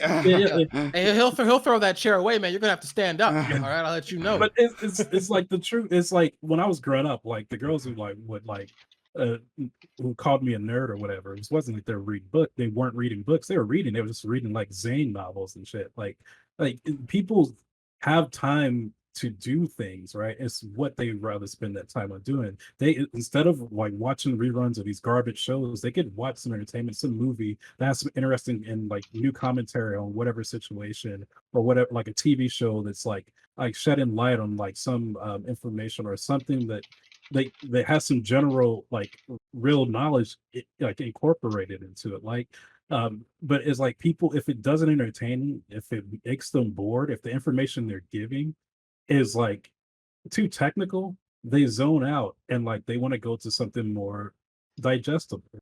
And I think that's just because of the way a lot of people were like raised, right? You go to school's boring, you get from home, you don't want to watch anything that is further teaching you things. You want to watch something that entertains you, or your parents just want you to be distracted while they're doing something. So they put you in front of the TV and have something like hypnotize and mesmerize you for hours while they're able to do whatever they need to do. Right. I like was one of those weird kids who just like, I wanted to learn new information. Like I was always searching for it. I was in the back of my science book learning the distance of planets from the sun. But like not every kid's gonna do that, and not all information that everybody just doesn't learn that way, and not everyone thinks that information is fun to get a hold of. And it's like, how do we make these things more entertaining for a generation that's been raised on entertainment, right? Everything they do is about being entertained, even their social media like interactions. So I kind of want to lightly push back on you, and then we'll go to KTN and Madeline. I lightly want to push back on you on this because, like, well, one, I think you should always want to make content engaging, right? Like, it's I mean, it's a human thing. I mean, like, yeah, when information is too difficult to digest, and you just don't digest it, right? So I feel like all content should be made. I mean, unless outside of like an industry, right? Like if you're disseminating that to the public, then you should do it in some way that the average person can digest. So I'll say that. But more to the point, excuse me. I also don't want to be like shaming people. Like I like will watch a documentary. I watch like informative like YouTube channels, right? Like not like the random bullshit ones, but like ones that are actually giving like giving you a like a perspective on some historical fact. I was watching some stuff today, right? Talking about like Kafka, right? And like what is Kafka-esque, right? I thought it was really interesting. Like I'll spend the time doing that. I'll watch that all day. But I also don't want to like be ivory towering this thing, right? And just be like, oh, you aren't watching the right things, you know, like with like while I'm like drinking champagne or some shit, like, you know, like you aren't doing the things that I'm doing with my time, so that must make you somehow lesser, right? And I feel like if black people do that, it'll bite us in the ass, because I feel white people will be more likely to use that against us than anyone else, right? Like I feel like that'll be a tinge of racism involved in that. So I want to be like very, very careful of how we look at. We want to encourage people to be skeptical, right? Like skepticism is what we're asking for. It's like, you know, we want people to simply not trust all information that they get, right? And think a bit deeper. But at the same time, if people do want to watch judge shows, then I don't want to be like some college educated asshole telling them, like looking down on them, like, oh, you're less than me, you know? That makes sense? Yeah, I understand that point, but it's Yeah. like it's not like I didn't grow up watching garbage, right? Mm. I'm an avid Star Wars fan. It's all I can, but like I love it, right? But that doesn't mean I didn't have like time for other things, right? Ah. That doesn't mean I didn't watch Judge Judy growing up, or like Jerry Springer. It's just that like I didn't spend my whole free time doing those things, right? Where I just like inundate myself with garbage and just pour garbage into my face like constantly 24/7. There's room in like your diet for that. It's for like, yeah, it's just like some of these things are all in moderation. And at some point, like you gotta ask yourself, do I want to learn something useful, or is like something that, or like something like interesting that could expand my knowledge base? Like it's like, I don't know, like I just want people to ask themselves that. It's not like I'm not inundated, or like I don't love to consume that sort of stuff too. It's just that that's not all I'm consuming. And like I like at some points, like I'll get bored with the garbage when it goes towards something more like substantive, like something I can chew on, something I can dig deeper into that like has some real basis in it to it. And like I don't know, like I feel like a lot of people just don't believe doctors like are real, like the profession is like anything real, or that like I just wanna scientists do anything substantive. Like, yeah, I But just want I to think point out the abundance of posters you have on the back of your wall right now. Like when you're talking about it, you know, it's ironic. L- But I get to- let's do this I- quick. We got because we got a few people, and we're running out of time here for this topic. So we'll do KTN, Madeline, and Adam, but quick because we got to move. All right, so basically, back about gathering knowledge, something one of my college professors told me. He told me, information you will get a little bit from a newspaper, you will get a little more from a magazine, you will get a little more from a periodical, and you will get a little bit more, and you will get more from an in-depth book. That is kind of the, you know, the more they focus. Of course, newspapers are trash, blah blah blah. They just want clicks. Okay, fine. Back to what Chris was saying.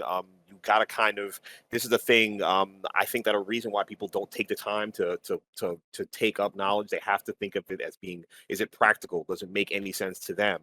Is it going to help their life in any way? Some people just like to know stuff just for the fact of knowing stuff. Like me, I don't care. I just want to know stuff, so I'm just going to dig into it. Oh, I just want to know because I don't want to not know.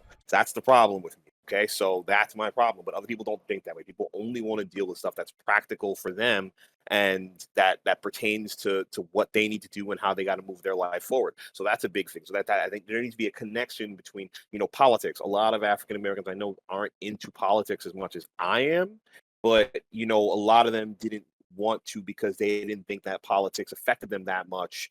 But then, you know, you have to let them understand that the reason your cops suck is because you're not fucking with the politicians, or you don't know what the history of X, Y, and Z is in New York City, or X, Y, and Z is in whatever your local municipality is. So, you know, even getting that close, even starting with something like that, where telling people, know the history of your city, know the history of the people around you, know the history of the things that you're engaging with, know the history of your school's name, know simple things like that. And that's how you kind of create the knowledge for you, get them to look at the little stupid things in their life and that get them to ask why this dumb thing is like this, you know what I mean? And I think it branches out from there. I can go on, but we got time. So Okay.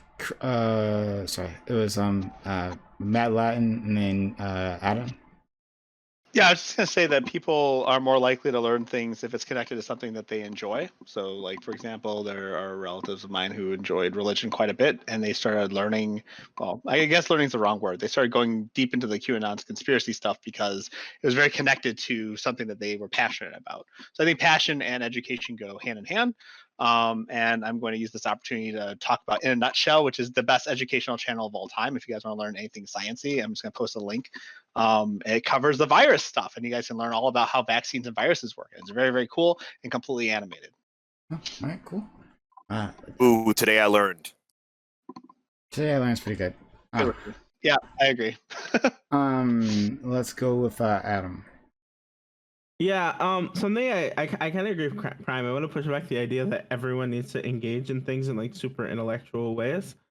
It would be cool if everyone liked to everyone wanted to spend their free time like discussing politics and learning about science and stuff like that. But realistically, a lot of people have hard lives and they leave work and they just want to watch fucking Judge Judy, right? I think what we need to do is we need to kind of normalize people just not knowing about things. If you don't know about something, that's fine. Just say I don't know, right? And we need to not shame people who don't know. We just be, oh, you don't know? Let me tell you, right? And also need to, which going with that, if you don't know, you need to shut the fuck up and not talk about things that you don't know about. And then another thing I want to say is we need to kind of, I think it seems kind of scary, but I think we should have people defer to experts a lot more. For example, when you get your plumbing job done, you don't look at the plumber and say, oh, that's not how you screw a pipe in, right? Because I don't I mean, unless you know what you're talking about. I don't know about that. So you check you check their work. Always check everybody's work. Yeah, basically plumbers, contractors. That's that's one of those things where so when I get plumbing that's work the kind of thing where your homie has to tell you what's going on, because when he had that contractor come over and he left a fucking huge wall on the outside and you couldn't see it and some bird came in and planted some shit, that's the kind of thing that you need your homie to tell. When I get plumbing work done or when I get car work done, I'm always involved in the process. I watch the people do the work if I can. I always have a friend. I have a friend who does that kind of stuff who I go to make sure that he thinks what they're doing is okay. I get multiple opinions on things, but I never go in and just look at what they're doing and say that's wrong unless I know that it's wrong, right? And that a lot of times you should cross-reference the experience, the different experts' opinions, but you shouldn't just go questioning experts on things that they if you don't know what the fuck you're talking about. Yeah, that story about what you do with the story of what you did with your plumber and having your friends take a look and stuff. That's actually a perfect metaphor for what you should do with news articles of any kind. Yeah, information. Yeah. When I was on a panel a couple of days ago, I heard a lot of I'm not gonna name any names, but I heard a lot of misinformation and literal bullshit articles being posted that were just about how there was over upwards of, I don't know if it was 20 or 240 rapes going on in prisons whenever transgender people got trans. It's just a random thing I came up with. Oh boy. And, they were just posting all kinds of crazy misinformation, literally lying, okay, multiple times. And I had to go and read the articles to figure it out. It's super dangerous to normalize just not knowing things. That's how people get taken advantage of. Because anybody will come up to them saying they know they have this information. Oh, you want to learn it? I'll give this to you, right? And if you don't have some baseline understanding of the thing you're discussing, you can be easily manipulated to some crazy shit, right? Or you can get just taken advantage of. Even when it comes to getting car repairs, right? You go to some car shop, there'd be some shady people in there who they'll say oh, it costs this much to do these repairs, and they charge you the most expensive job they can do because they're getting parts that they don't need to get, right? They're charging for labor that they shouldn't charge for because they're not actually doing some labor, right? They if you don't have some baseline understanding of the things you're paying for, right, that's a problem because you don't know what you're buying. I remember this would taught me the hardest lesson when I went to fucking Best Buy to get my first PC, right? And the guy told me yeah, get this PC right here. This will play World of Warcraft. This will play all the games you want. This fucking computer had this 1 gig graphics card in it. You can barely play anything. It was a fucking slideshow. I get this home and I'm like, I played 600 for this fucking thing, and I played it myself because it's only worth like 200. Right? It's things like if you don't have some baseline understanding, you don't have to know everything, right? But like if you're going to spend your money on it and your time on something, you better have some baseline understanding. You better be willing to learn, right? If you want to buy a house, right, you better learn some baseline understanding about what it means to like own and take care of a house, what like things you should look out for. This thing, like people should be like encouraged to like, you don't have to know everything, but we should encourage people to learn, right? To be willing to learn and like make sure they like know how to critically think and learn things to avoid So issues and problems just from Yeah, other people Yeah, who try to take but advantage. if you're not Well, going to, wait. then what you well, no, go I ahead. got a good example. A country if doctor. you're the not, country- so like hold on, if no, you're we not gotta- going to, just telling people to get informed isn't gonna fix anything, right? But what you can tell people to do, like one, if we defer to the guy who fixes your car and that guy fucks up your car, there are ways in which we can hold that person accountable, right? I like if you are misinformed on something and then you fuck it up yourself, you can't, like, no one's holding you accountable. But if the guy who fixes your car like fucks your car up and then you take it to somebody else and they say, hey, the guy who worked on this fucks it up, you can take that person to court. You can, like, in like the medical senses, you have malpractice suits, you have like rules and regulations, right, that you can hold people accountable to. Well, And the other thing is, like, yeah, I think like if someone doesn't want to engage in like becoming educated in something, like cross-referencing experts is like a really good thing. Like get multiple opinions on what should be done. So Like if you're getting your car fixed, have more than one person look at it, right? Like this is like another thing you can do. But like the idea that like everyone needs to be like educated on like everything at least a little bit, I just don't think it's realistic. And I think we can take like these small steps, right, in the right direction. yeah, so I don't know. Like I'm between the two of you. Actually, I'm I'm between the two of you in your opinion. So I mean, I'll never say no to people like knowing more, having more knowledge, right? So what Chris is saying, yeah, like I would definitely love that world, but I understand what Adam is saying as well, and that it's completely unrealistic that so many people will learn. But at the same time, like the idea of asking quote unquote experts, well, we've lost in this country, we've lost so much faith institutions, right? And like that's continued to happen in this pandemic. Look, I am not vaccine hesitant. Get yourself vaccinated, wear a mask. But the messaging that's come out from the government has not been great and has helped contribute to the situation we're in now, right? Like the experts either lied or were misleading or just didn't know, right? And that last part, the just didn't know, is fair to just not know, but like they didn't know and they weren't clear about that, right, with the public, right? They like and all of that is just made this significantly worse. So when you say just like look towards the experts, right? Well, like who do we trust, right? You say cross-reference the experts, but like that doesn't, like you can cross-reference one, like you can go to a group of experts that are all just terrible, but like where do you even start to understand like this person knows what they're doing and is not taking management, doesn't have an ulterior motive, and that's what people have in their minds right now. So like I don't know. I'm not saying I have. Well, an that's answer where to this critical question. thinking comes in from, right? Like Like people learning how to evaluate data, because you can't trust anyone. I used to work for like this shitty half-assed version of a Geek Squad, right? And one of my coworkers told someone that they had a virus in their monitor to try to sell antivirus, which just it was bad, right? It was the first time I actually lost temper at work. I like literally yelled at this person because I was like, you can't tell people that because it's not true. But the point is, experts can always lie to you, especially when their job is to sell something to you. So like the only way you can be protected is to improve yourself and improve your capacity to distinguish between misinformation and accuracy. I don't think there's a systemic way of actually doing it. You just have to, besides like teaching the whole population how critical thinking works. I don't know. I personally think the number one most harmful thing that we have right now is that so many people distrust so many institutions, right? That like anything that is some sort of institution, like people mistrust. And I think that's like one of the number one problems in like 'Cause they don't in the have world crit- right now. The They don't have problem critical is name thinking an skills. institution that hasn't actually earned the mistrust. Earning I mean, that's mistrust is the like. different than acting on it. Like this is I actually mean, hurting people. but I mean, I understand what you're saying. This is actually hurting people, but I mean, to be frank, you know, I've been saying this about the virus. Like, people take things seriously when the numbers are overwhelming.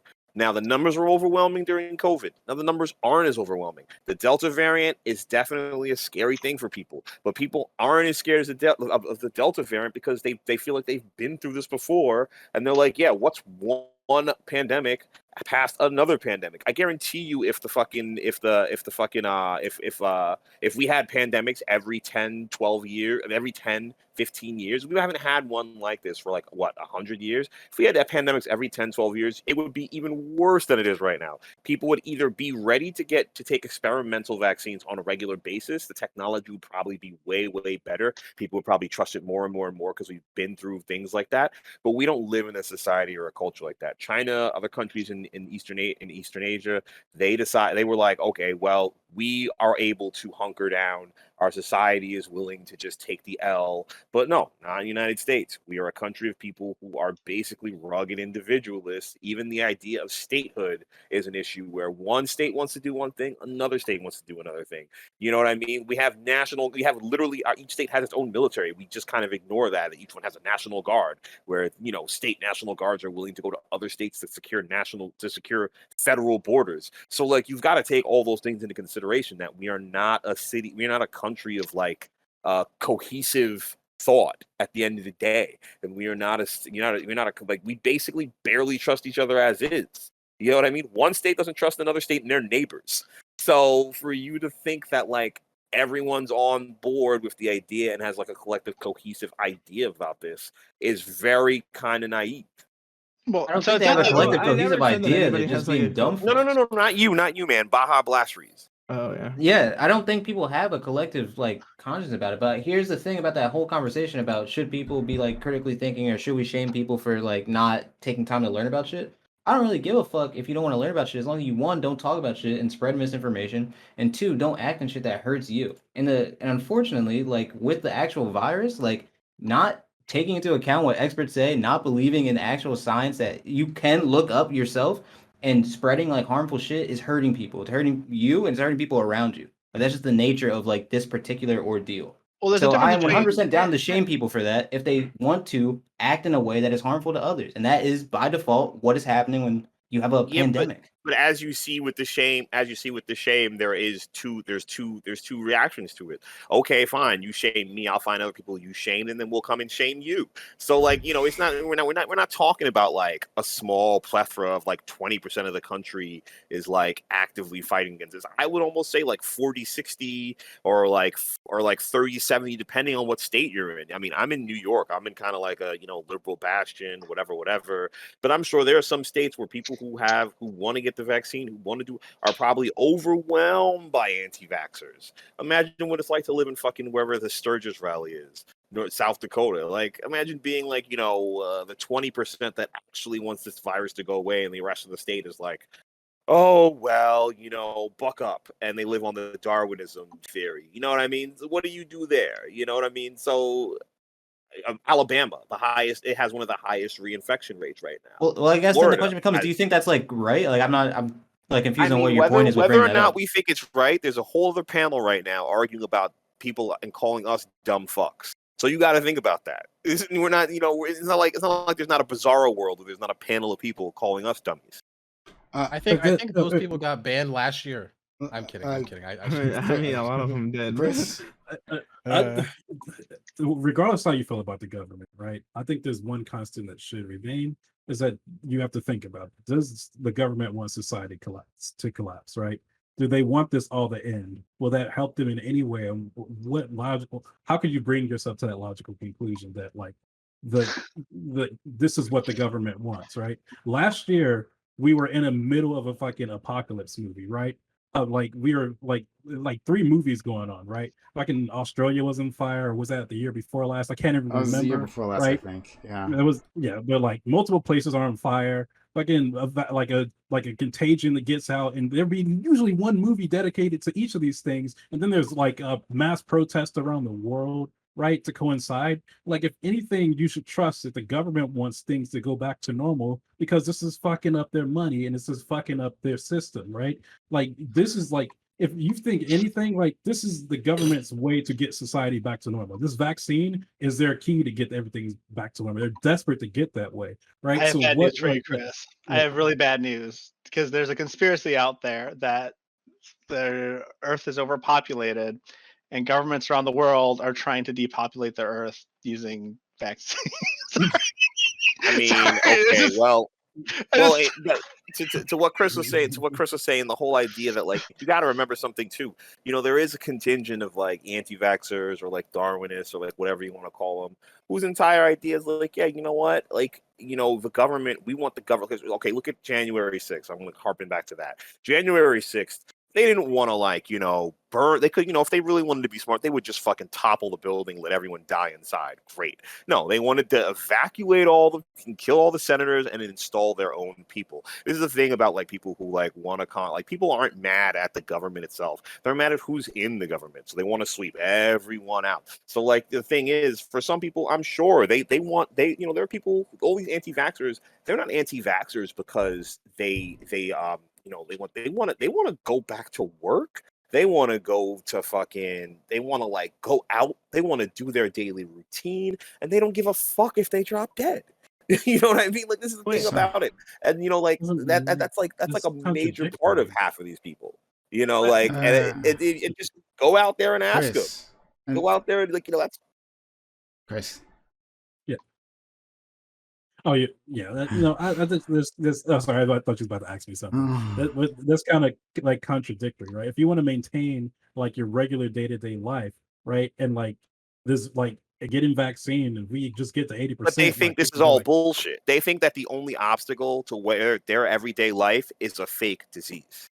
That's the thing you're not under. Like, they're not this disease. How many? I understand that, but what are we supposed to do about them? Wait. I think we need to realize that, like, wait. Like, the numbers, like, if you look at the numbers, like, and this is like the argument, and like the argument is, if you look at the numbers, these numbers aren't any worse than any other thing like heart disease or cancer. Like, you know, more people are still dying of X, Y, and Z every year, and those are acceptable deaths. And they're just like, whatever, we'll survive it, and that's kind of the attitude. And, you know, to them, this is just another hiccup in the road. Won't survive. Like, most of these people won't survive it, right? And if it keeps going, it's only going to get worse. Like, if we just do nothing about it, especially if we don't do vaccines, these viruses is just going to get stronger and more aggressive. Right? Like, just like sitting like they're thinking like, oh, this is just. Here's an argument. Like, here's an argument you'll hear: the flu didn't get strong and aggressive, and the flu constantly changes. We have vaccines. That's a big argument. That's a big argument. Even with the flu vaccine, you still can't stop the flu, and over 40,000 people still die from the flu every year. And if it's a bad flu shot, that's more because of the fact of how we have to determine what the flu is, like what flu will be that year. It's not like to say that wouldn't work. If you have a flu shot that actually works, that shit works. Like that. Like, that's the whole thing. So it's not really like the same argument. I mean, saying for some of these anti-vaxxers, they're okay with the idea that COVID's here to stay. Sorry, be careful with your mic. You're like rubbing it all over the place. Sorry. Yeah. For some of these anti-vaxxers, they're okay with the idea that COVID's here to stay. They are okay with X amount of COVID deaths every year, just like they're okay with X amount of flu deaths, just like they're okay with X amount of heart disease, just like they're okay with X amount of cancer. That's something you're not really paying attention to. You're not really paying attention to the idea that, like, you're not really talking to people who are who aren't aware of the issues. It's whether or not these issues are going, you know, it's like the lottery. Okay, well, the lottery might hit on me. Obviously, the COVID lottery is not a lottery you want to win, but for them, it's the price of doing business or like living life. So like, there's actually a really I just really wanted to talk about how viruses work, like, in the long term. So like the flu preceded, like, we are going to be living with COVID for the rest of our lives. Like, this disease is going to be a part of humanity forever. It is going to get less dangerous over time because all viruses become more transmissible and less pathogenic over time. So like the idea is a virus will eventually adapt to the population it's infecting. Over the decades, it takes decades for this to happen, by the way, not just years. The common cold. Like, Exactly. Like a lot of our common colds that we had now were actually pandemics from like, the 18th century, right? So like in a sense there that's accurate, but like we're also going to be having COVID shots every year, like in the same way that we have flu shots. Um, since this is probably going to be my last chance at actually getting a word in edgewise, I also wanted to talk about what we were saying a little bit earlier about experts. And I just wanted to emphasize that I'm not saying that we should question all experts and like doubt them. I'm saying that expertise is a spectrum, right? Like, so the more you indulge in a topic, the more you explore a topic, the more expertise you gain. So if an expert says something that doesn't make sense to you, you should try to explore it so you can improve your own expertise on the subject. That's kind of my main emphasis here. I'm not saying that experts, when they're wrong, aren't trustworthy, et cetera, et cetera. I just wanted to Okay. become your own expert too. Okay. So I think we've covered it, and we should probably head to the next topic. But Get to the spicy topic. oh, okay. The spicy one? No, I don't want it to be spicy. Yeah, I like this one. There's a lot of actual discussion with this one. I like it. Okay. Yeah, I don't know. I'm surprised that we It's got going to so much. spill off into the panel. It's going to spill off into the walk-on. Uh-oh. Oh boy, we'll see. All right. Anyway, to my audience, if you are enjoying this content, if you just found this channel, hit that follow button. Make sure notifications are on so you know I'm going live. I do this all the time. Don't want you to miss out. So yes, please be so kind, ask that follow button. And follow us on social media, !social chat, or our social media handles, right? So follow us on Twitter to get channel updates. Follow us on jump to our Discord, where we do everything, heart and soul of the community. We do everything on Discord. I want you to be a part of that. And then, of course, subscribe to our YouTube. We'll find the VODs, right? I'm getting distracted because my friend Kino Elise is in chat, cheerleading me. Thank you for being here, Kino Elise. But yeah, YouTube is where you'll find the VODs for everything. Thank you, Evil Straight Guy, for being so kind as to get the hot tail gifts to the channel. Paying for the gifts, we got the counterpoints. Oh, that's pretty cool. Yeah, counterpoints get to the sub. Quite a while ago. But thank you for paying that forward and helping us out. To Peacecraft. Okay. All right, moving forward. Well, thank you, Evil Straight Guy. All right. So let's go. And Matt Latin, we can hear you typing. Topic 2. Since he left office, Barack Obama has suffered a lot of criticism about the lack of progress for the Black community under his administration. But do you think the next Black president will be any different? If all the same incentive structures are there, do you think that the next Black man or woman in office will be able to do better? They will almost certainly be a Democrat, but that party has made a lot of promises to the community that never seem to go fulfilled. So how can a Black leader make any sort of a difference? All right, so again, I didn't think you guys would have much to say on this, but apparently you guys are chopping at the bit. So Barack Obama is, well, he's controversial in leftist circles, right? I think in most circles he's actually not he's just very well loved. Most like Democratic circles, right? Republican circles hate him. But in most Democratic circles, I think he's actually quite beloved. So this is more a lefty thing, but still, I want to discuss like those criticisms as to like his failings, and is it even possible to have anyone else who does better with the structure of our government, with the structure of the Democratic Party, that being, it is what it is, and oh my God, I have so many things to say about the Democratic Party. Yeah, so just like dig into that, and if we can actually expect any better, because we might not be able to. All right, starting with Sig. Frankly, I think Obama was a pretty great guy. He drone striked kids and wasn't afraid of anything. Just an overall cool liberal president going on there. I'm sorry, I'm coming in hot like that. What my overall take for Obama was this, like, I think a similar one that George Carlin had when Obama was running and everything, was that Obama was a Black man that openly identified as a white liberal, right? And I think that if the next Black president that would actually come in, into this country is most likely just going to be someone that's very safe, right? Someone because that's usually how the Democrats work. It's usually someone that's very safe, but has this sort of performative, or it seems like you're doing something amazing. And that's the kind of person that Obama was, right? He was someone that was like doing a lot of the similar things that people were talking about already, bringing in policies that were already talked about even by conservatives, decades prior. But instead, he was able to repackage it and tell you this sort of progressive thing of change, right? It's like that. It's a feeling of progressivism. I think that the next black person that's elected president probably is going to be pretty more or less the same.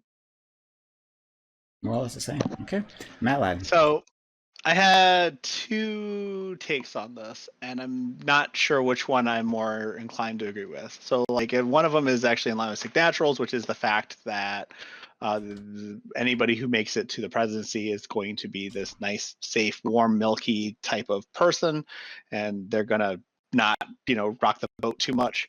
But then I was reflecting on the conditions for Obama's presidency. I feel like there's this, okay, it's the first black president, and there's a lot of expectations kind of laid on top of him, right? Like, he wanted to demonstrate that he wasn't going to just champion black issues to folks who weren't black, while still trying to do so, he wanted to try to tackle the race thing in a very nuanced way that nobody really got, right? Like, that's the beer between the racist security officer and the professor who was locked out of his house or whatever, right?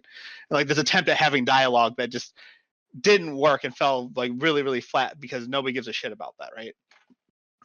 So I think it's entirely possible, even if you have warm milk toast president elected who's black, you'll end up having someone who doesn't have the same sorts of burdens. The burden of setting a precedent is actually very difficult to manage.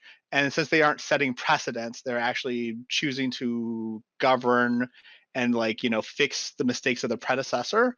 I think it might be possible for the next black president to actually do things that are quite active in comparison, actually. Okay, Baha. So, look, Barack Obama was the first black president, and you might be the face of the nation, but it doesn't represent the heart of the nation. I have to agree with Mad Lad in a lot of ways that Barack Obama kind of got saddled with a very shit situation. I mean, we can all talk about his second term just being one of the most gridlocked, fuck fest in American history. I think he gets shit on for a lot of things that I guess are rightful to shit on, like the drone strikes and stuff like that. But I think the larger problem that always gets settled with Obama to me, which is weird, is just people have a problem with issues of electoralism and issues of expecting the world from the executive branch. I think that's exemplified in Obama's run. And I think if black leaders, the next black president, might not be any different because that's how the system is set up. And if you have a problem with that system, have a problem with that system. But I think we all need to stop looking towards, the executive branch and presidents of the United States to be the heart of your community. You should be more excited about black leaders in your local area. You should be more excited about black leadership on a smaller scale because that actually matters and that what affects people. Obviously, that's what everyone knows. What matters more is the fact that you have people around you in your areas that are like you and are like-minded of your issues. Getting mad at Obama for being an American president, even though he did give Trump a great economy, we can be mad at him for all these things, but ultimately I think we need to look more local instead of caring about who the face of the United States is. Adam. Yeah, I don't know. Fucking, I hate talking about Obama, but Obama, he's a cool dude. I think He's a cool dude. everyone, he's a cool dude. Yeah, I love the way he speaks. He's an amazing speaker. But I think a lot of people had unrealistic expectations for Obama. A lot of at the end of the day, the thing, and this is a good thing I think, is that political figures should champion the things that they were elected for, right? And maybe there's some argument to be made that Obama was elected to represent the black community and fix all the black issues, but realistically, I don't think that's true. People elected Obama for whatever reasons, for whatever issues that he championed, and then his job should be to work on the issues of the electorate. And so if we want a black president who necessarily focuses on the issues of the black community, then we have to work on champion African American issues and voting for people who put that first and foremost in their platforms, right? Oh yeah, say don't worry, we'll get to you. But yeah, don't worry, I'll put you first in line. But I want to respond to Adam too. Adam, there you go again. All right, I just need you on a panel, all right, and I'm gonna find some contention. All right, let's go to Chris. Not like Democrats aren't doing that. Problem is, like, if somebody brought it up, like, the Democrats, especially the establishment Democrats, know how to package these things in a way that sounds appealing, but right, there's it's just a show, right? And like they're only going for the moderate issues, the safe issues, things that they know they can get passed or know that they can get across, right? Until the Democratic party has a larger progressive wing, right? It'd probably be forever before that happens.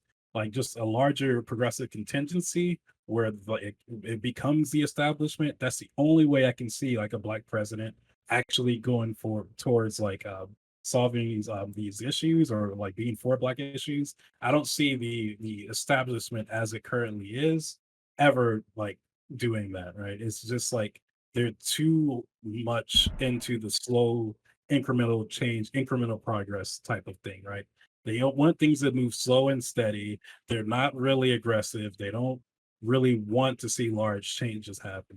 So we're just not going to get that. And even if you have a candidate that comes up and just like champions all these ideas and says how they want all this change, right? Remember all Obama preaching about change? He talked about black issues and everything as well during his campaign, right? None of that really, like, we got some change, right? We got a couple steps when we were expecting like a long distance run, like we were expecting a sprint across the track, right?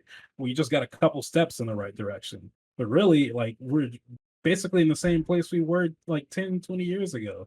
Like as far as like things changing for black people. It's not been changed all that much. And if you're expecting these big things to happen, I don't think you're going to get it with the Democratic Party. They're too interested in a safe option. Even if they say they are going to give like these big things, right? It just happened. We figuring this out with Biden now, right? Like what we are getting with Biden is like super safe. And like in some points, it was just like it's the exact thing that Trump had given us, right? So it was just like it's so like it's not like it's mind opening. I knew that was going to happen, but like to this like extent, it just proves to me what the Democratic establishment is. They're just like relatively safe and spineless. But KTN. Yeah, so basically, when Obama got elected, I was already weary. I was more worried about him getting shot in the head, honestly, because I knew he would get a lot of pushback. But I didn't want to poop anybody's party in real time, so I just kind of was like, okay, black president, we're good. But what was the result of the Obama presidency? Decimated in the House and the Senate. Lost multiple states, lost multiple state houses. What was Van Jones's quote? The white lash was directly from day one, even after Trump was elected. And then we had the decimation of black wealth because of the housing crisis, and then Obama had to be the cover guy for that. There was no restitution for any of those people. There was no jail time for the banks like Wells Fargo, who called black people gave out quote unquote mud loans. And he was going to do something for I think restorative or like something really good financially, but Rahm Emanuel stopped him immediately from doing it. Then there was on and on and on. So just kind of like the gist of me and Obama is like optically he was great, a lot of charisma. I would love to chill with him and go to one of his Obama parties, chilling with Steph Curry and all that good stuff. I'm sure he would be a great guy to hang out with. I'm sure he'd be a good guy to have fun with, and I'm sure I would have lots of conversations about why didn't you do this for black people. But I'm sure he would tell me I could not be a president only for black people. You must understand. You got to remember what he did when he got into office. All of the organizations that he had that pushed for him to get elected had to be rolled into the Democratic Party. He eviscerated all those grassroots organizations because the Democratic Party wanted absolutely no competition. So, you know, great optically. Oh yeah, the other thing, a lot of people were hoping that Obama would be just basically the apology for how Black people were treated throughout the world. I mean, throughout the United States, because a lot of people quoted, "You have a Black president. Now what do you want?" So, that was another thing Obama was there for. Obama was there for people, conservatives especially, to say, guess what? There is no racism. There is none of any of this good stuff. So what's the next Black president going to do? I can't tell you what the next Black president is going to do, but I know, but before the only next Black president to have any power needs to have a power base. He needs a better Senate. He needs a better House. He or she needs a better Senate, better House, and a better support system. That is going to be a major problem. So you could have 10 Black presidents consecutively. If they have a trash support system, they will be just as bad. Okay, open to the Sig first, and then Madeline. I remember we were talking about like to piggyback on what KTN and what Chris was saying too, like the sort of reaction to Obama sort of surrounded the man. It was almost like he was kind of, in some cases, he kind of seemed like a sort of like mythic figure sometimes, because I vividly remember, because I was I'm such a young person, I guess, because I was in 8th grade going, and then in the 9th grade and everything when Obama was being elected. Yeah, I'm quite young, and I remember my homeroom teacher had this little poster thing and everything. Very white homeroom teacher, by the way. Had this little poster thing with him next to MLK, and it said the dream, the reality. Right? This sort of idea that like, oh, we're here. We've reached it. The apex, the post-racial America. This sort of like thing. We did it, guys. We did it. Reddit, like, but unfortunately it turned out to really not be the case. And it seems like a lot of people think that like that was the case, or that is the case. Like, because Obama existed, we don't really need this sort of stuff anymore. It doesn't need to happen anymore. But as the white lash occurred, and Yeah. it was quickly dashed. Well, and that's the thing. Like, the pushback was so ridiculous, and so like what happened. The thing that pissed me off the most was right after Obama was elected, the right wing folks I interacted with would talk about how racism was over and doesn't exist anymore because the Black man can be president now. So there isn't any such thing as systemic racism. So like the thing that really pisses me off, and I think that I just realized how I can word this. Every time there's Black achievement, everyone else says, well, now there's no systemic issue that is holding you back and keeping you from succeeding. And like what needed to happen here, or what needs to happen, is like there needs to be some way of getting that achievement, being able to like, accomplish without folks thinking that there's no further need to keep pushing the envelope and trying to fight for equity in the first place. So I was like, I think that was like a big problem with Obama's election, but it's not like it's his fault specifically for that. Literally any Black man that became president was going to end up being used for that purpose, any more than like when there's a woman president, people are going to say that sexism is over, et cetera, right? I mean, people are already talking about that Kamala Harris is the VP, even though that's like, well, anyway. I have one more point.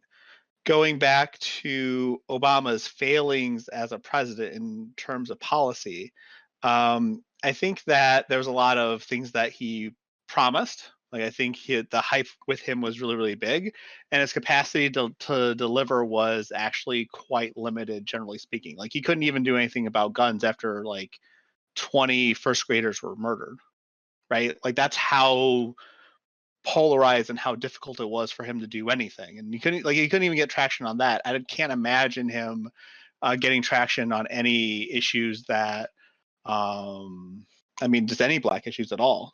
Like, it would have literally sabotaged his presidency in the first 4 years, or in the last 4 years where he was just a lame duck president with a very resistant Congress not willing to do anything. Okay. I wanted to talk to Adam for a little bit. Hey, buddy. So, you said up, Brian? you said that, and someone else mentioned that Barack Obama, saying that. Oh, it was KTN. Barack Obama saying that he wasn't president just for Black people, he was president for all people. But let's not forget, the African Americans are a huge part of the Democratic electorate, right? The Democratic Party electorate. And they also were a huge part of the general election and how he got elected, first of all, right? Like, we don't say these things when a candidate is backed, like, has strong evangelical backing, right? And you think, oh, they'll deliver for the evangelicals, right? Like, at least you're expected to, right? Like, that's not even in question, right? But for Black people who always come out, right, who are the heart and soul of the Democratic Party, like, let them not be mistaken, right? The idea that a president would deliver for that constituency is like, well, of course, I know he's a president of all people, right? We don't say that. Sorry, yeah, we don't say that. Otherwise, I feel like that's let me finish your point. Sorry. No, I not a just- single. so I'm I just just gonna think say it's that. like a bad way to engage in like democracy. Finish my point. Finish my point. No, Okay. that's not. No, I disagree with you. But we do that all the time. No, you deliver for your constituents, the people who've elected. Now, that doesn't mean just because a segment of the population didn't elect you that you aren't supposed to address their needs. Absolutely not. And these things aren't. Well, I shouldn't say that. There is a bit of a 0-0 game going on because you can only do so much within that time, right? That's true. But he did have a lot more bandwidth, and he could have chosen how he talked about these issues. He gave that famous speech in Philadelphia. That was before he was elected. Everything before he was elected was different. But before he was elected, he gave that famous Philadelphia speech when he talked about race, and it was amazing. It was poignant, right? With the policy that he was pushing, he could have tried for policy that targeted these communities rather than just saying that I'm going to do this general policy like Obamacare, right? That will have disproportionate effect, but not target the systemic issues that plague the community. He could have done that. He could have tried, right? Would he have succeeded? Most likely not. But he didn't try. I'm not actually concerned about him succeeding. I'm actually. Don't you think that's important though? No. We've Yeah, had this hold on, discussion so but many he times failed in before. so many of the things that he tried to do any which way, right? Yeah, I'm saying, but he tried those things, and he gets credit for trying to advance environmental regulations and failing, right? But he gets credit for giving it a try, and that's okay because a president can't succeed at all the policy goals. But he literally didn't even try. Okay, Adam, respond. I want to. Yeah. So I don't know where to start. First, I want to say that like the way that we engage with democracy, or the way that we should engage with democracy, is we shouldn't elect someone like as an African American, because this could be really bad, who is African American and expect them to represent the African American community, right? I'm not trying to say Obama's perfect or anything, right? But like, for example, if we were to elect Jesse Lee Peterson as like president because he's African American, like we shouldn't expect him to like represent Black issues, right? No. I'm sorry. He loves Black people. I'll let you finish. Yeah. I'm sorry. I don't want to interrupt you. Please, go ahead. Yeah. So what we should do, right, is we should elect people who put forward those issues. So like people who put forward like, hey, we need to fix like the systemic the justice system, or we need to fix other issues that affect the Black community, right? Who talk about these issues and put them in their actual platform when they speak about them. And then if they don't do these things, we should hold them accountable. I feel like with Obama, there's like this general sentiment that like, oh, he's Black, he's on our side, he's gonna do stuff with him without necessarily, and not to say that Obama didn't promise things, and I'm not trying to say Obama's perfect, but a lot of people like vastly like we're just like, he's Black, so he's gonna do what we want him to do, right? And he's gonna represent our people. So okay, and it's just okay. No, I thought you were done. Please go ahead. I was gonna say it's just like not the way that we should like engage in politics. The way we should do it is like we should have people speak, right, the things that they say they're gonna work on, and then we should try to hold them accountable to that. Okay, Well, so hold on, and don't worry, we'll get to you all of you. So it's not that I think there's something to that. Just don't assume like a person's intentions. And in fact, I think I have this as the big criticism of the Democratic the Democratic voter base in general, because you've actually listened to what Barack Obama was saying, right, during his election phase, right, his first election phase, he wasn't a progressive, right? He actually wasn't progressive. People put those progressive policies onto him, right? And he was happy to let you project that on them because it was going to help him win, right? But like if you actually listen to what he was saying, he was not far away from fucking Hillary Clinton. Hillary Clinton is not a fucking progressive. That was, in case you were confused, right? He was during the election, they were struggling to find points of difference, right? So they focused on some like esoteric like points of like their healthcare plans, right? Like, oh, this is slightly different. Hillary says I'm gonna do it this way, and Obama's like, oh, this is terrible. I'm gonna do it this way, and like the difference between here is like slight. And then when he got into office, he actually used her plan any which way. Sorry, I'm just getting distracted. But the point is that Barack Obama, like he was very happy to be like this blank canvas that you could write your hopes, dreams on, right? So there's that, right? And so if you weren't actually paying attention, you could have missed that. Fair enough. And I hear what you're saying about Jesse Lee Peterson, but I don't think that's a fucking fair comparison, because Jesse Lee Peterson is fucking Jesse Lee Peterson, right? And if black people elected, first of all, we deserve what we get.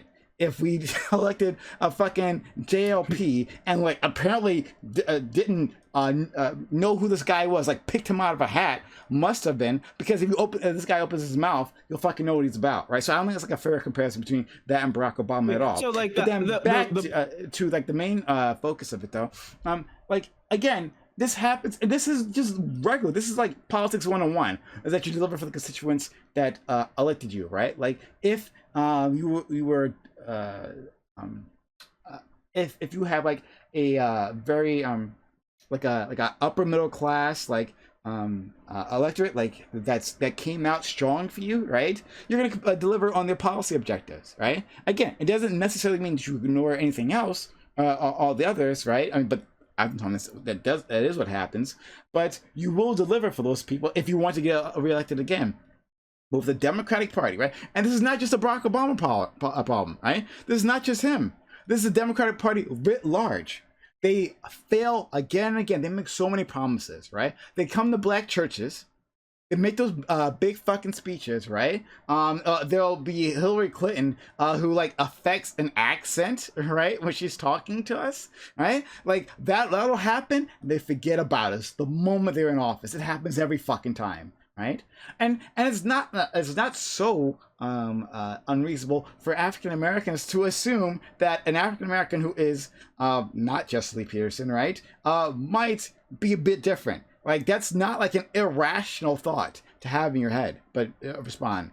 So I guess I never. So one, the purpose of the Jesse Lee Peterson example was like simply a demonstration of just because someone's black doesn't mean they're going to represent black issues, right? And two, I don't think it's an irrational thought that a black person getting elected in the office might like push black issues. But I think it's very clear that like you should, like when people get elected, right, they put forth a platform and they put forth things, and like maybe there's a little leeway if certain groups like elect you, and like you should focus on the part of the platform that spoke to them, right?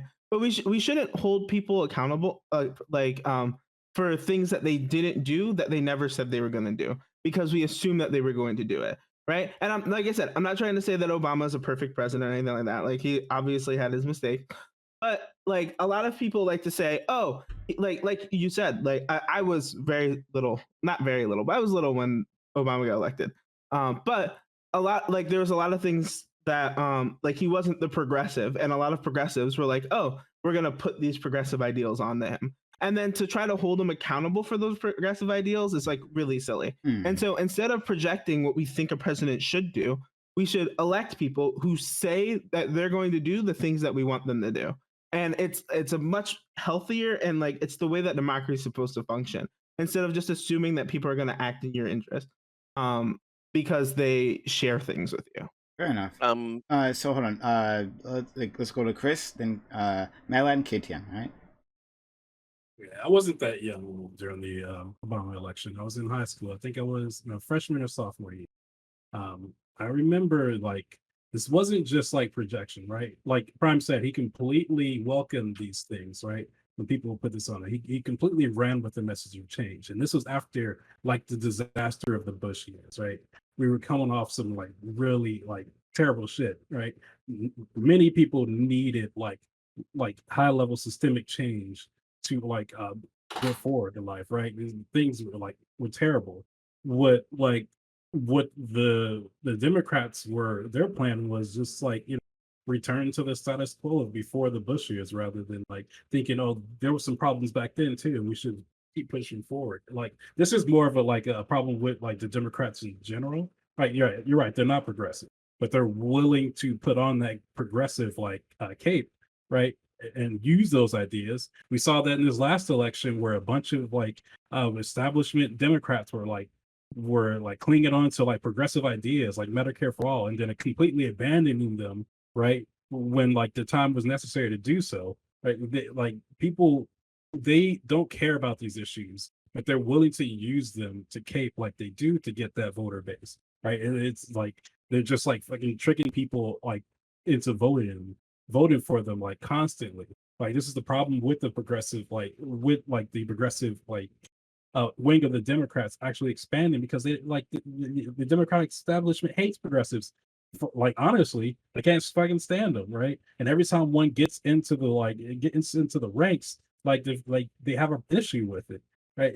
So when you see these people caping, where you see like fucking Kamala talking about she's all for Medicare for all, and like she like fucking drops it immediately, like you should tell you that like these people are faking it. Like this isn't something they're. It's not like they're like telling you the truth all the time. It's not like they're like telling you that we're liberals, we hate progressives. That's not the air they're giving off, right? They like it's not what they're putting out to the public. It's just you can assume that, or you can see that within their action, that that's how they really feel. And you have the progressives to say like this is how they really feel. They don't really fucking care about it, right? But like people are becoming more aware of what the state of politics. People are getting more into it. They have a better understanding for it. Now, I think people will start to see that more vividly going along, right? I think we'll start to see, hopefully, we'll start to see more progressive candidates actually being pushed in local elections. We'll start to see more people actually paying attention to what they're voting for, actually getting out and actually like understanding like who they're voting for. It's looking kind of spooky now, like especially with the last election here in Ohio. What's her name? Nina Like, Turner. Nina yeah, Turner. it's looking kind of spooky right now because people like in Ohio still love their progressive. Like, I mean, not the progressive, but their establishment Democrats. People love establishment Democrats in this fucking state. I can't stand it. But like, Hey, I'm in PA. Okay, we got it a lot worse here. PA. yeah, All right. Sure. Like, but like, hopefully, we can see a push towards that direction once we get rid of Q. If we can ever do that, right? We can like people start waking up, start actually looking at the information they're given, and start actually focusing on the things that actually make a change. Okay. Um, So let's go to. Yeah, I want to get some other people in. Yeah, that's fine. That's fine. Sure. So, Matt Latin KTN. So I guess the first thing I'm going to talk about is going to sort of back up Prime's point a little bit. Trying and failing is not inherently a bad thing, right? Like I'm going to use Donald Trump for this example. But I remember when Donald Trump first promised the southern border wall thing, I thought this is the most ridiculous idea I've ever heard in my life. This is the stupidest thing I've ever heard of in my entire life. There's no way that people are going to back this shit up, right? And he pushed it and he pushed it and pushed it. And fast forward to right now, we've got people who are crowdfunding attempts at building a border wall. $25 million. It's like the stupidest fucking thing. But they're doing it. It's not stupid though. And well, all right. No, It's actually incredibly sad and racist. It's not it's helpful. not stupid. Okay, it was exactly. See, That's KTN is proving my fight, point. but go ahead. Like literally, all Donald Trump had to do was come up with this bombastic idea. Let's just build a fucking wall, and then people like latch onto it. So I think like if Barack Obama was more willing to take risks, and I think that's his biggest problem is that he was afraid to take risks.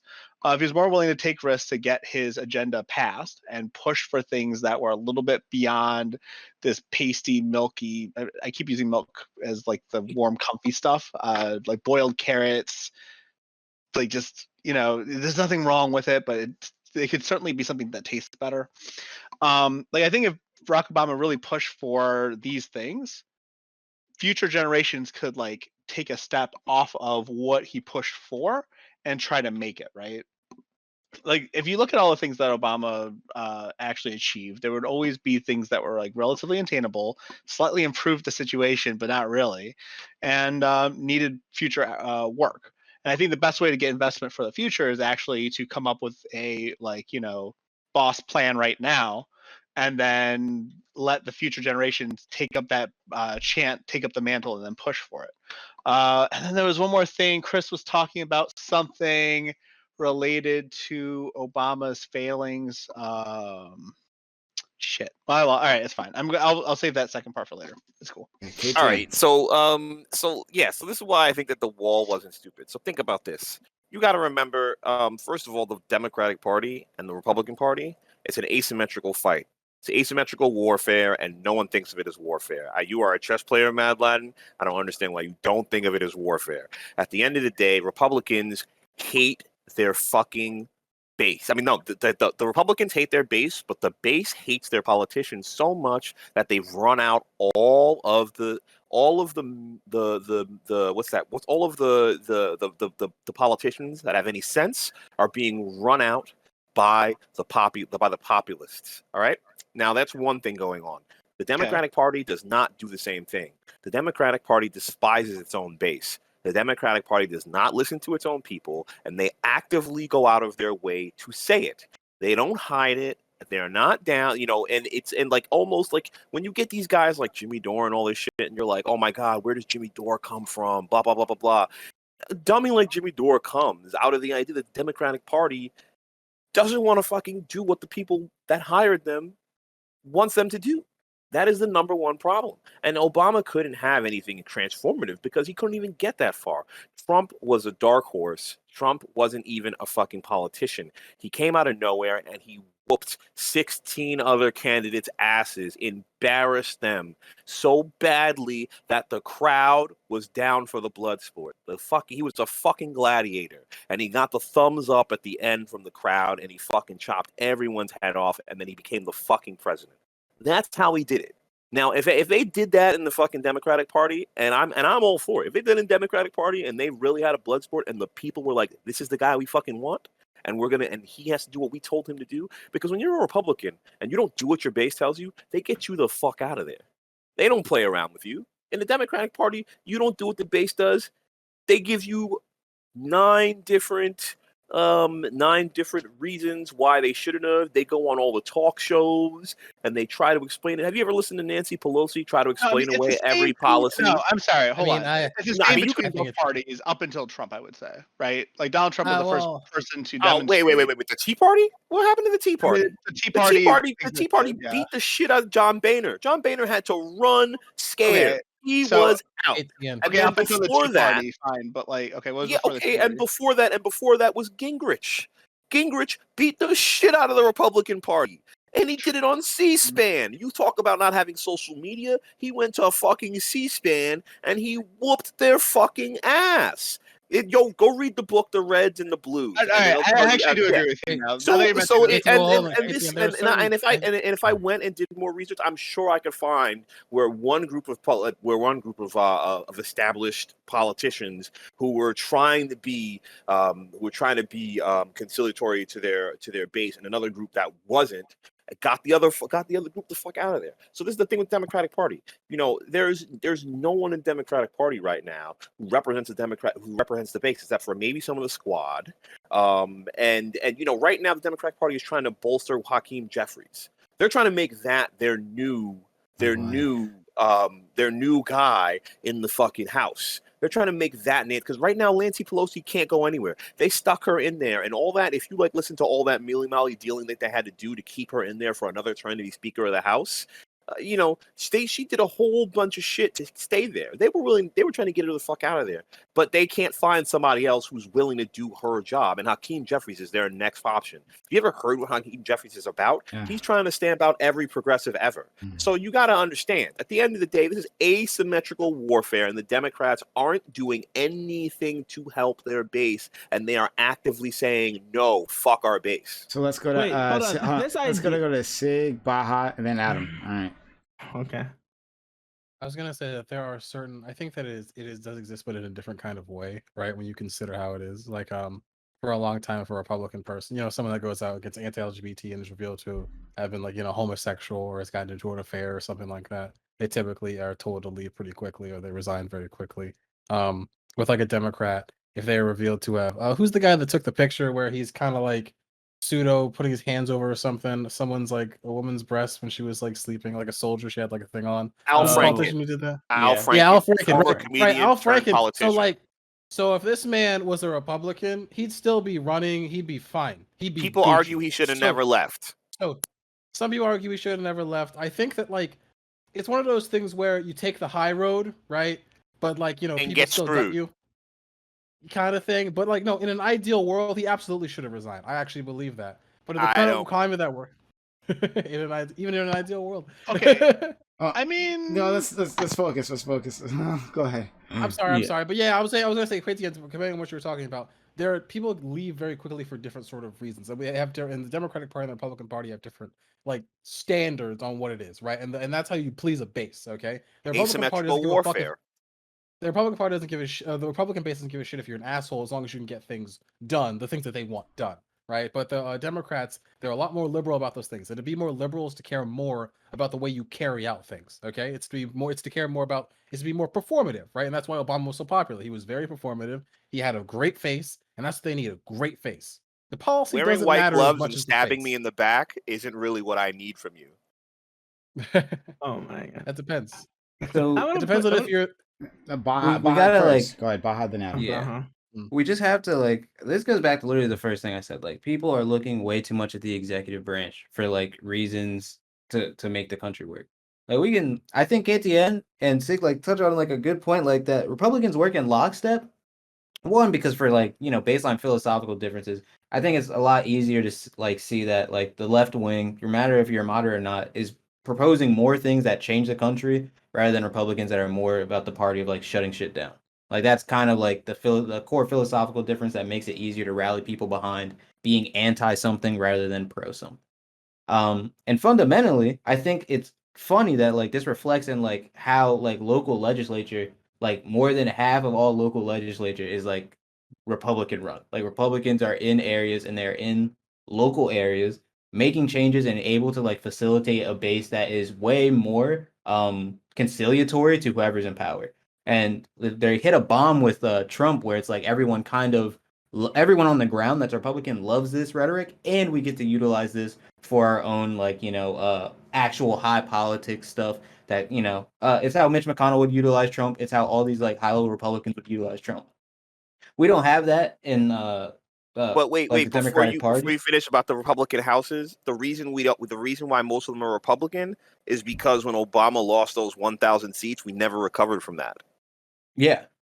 And that's and a big when we deal. talk about that, that's not like it's not just something that we say like, oh, we just lost and that's that. It comes down to the difference between like But the we didn't Democrats go back and fight back for it. The Democrats were supposed to go back into all these places, and they were supposed to run campaigns. Instead of doing that, they went and they nationalized their campaigns, and they went as far in all these Senate and House races as not even having campaign headquarters, not even funding. They don't want to fund their local politicians. The And that's right. Republicans have But entire war when we chests get to, to when we fund local atomize it, when we politicians. look at like the precise reasons why it happens, it comes down more to like individual actors in communities, right? Like there's only so much that we can blame on people nationalizing their campaigns when it comes to like you should go out and you should be involved in your community. You should go out to like local town halls. You should go out and like try and run for shit that matters. Like run for your zoning board. Like do things that matter. We can't just put the blame on literally every single person. If you run for your zoning board as a Democrat in a heavy Republican area, and the Democratic Party is like, okay, well we've run the numbers because they all have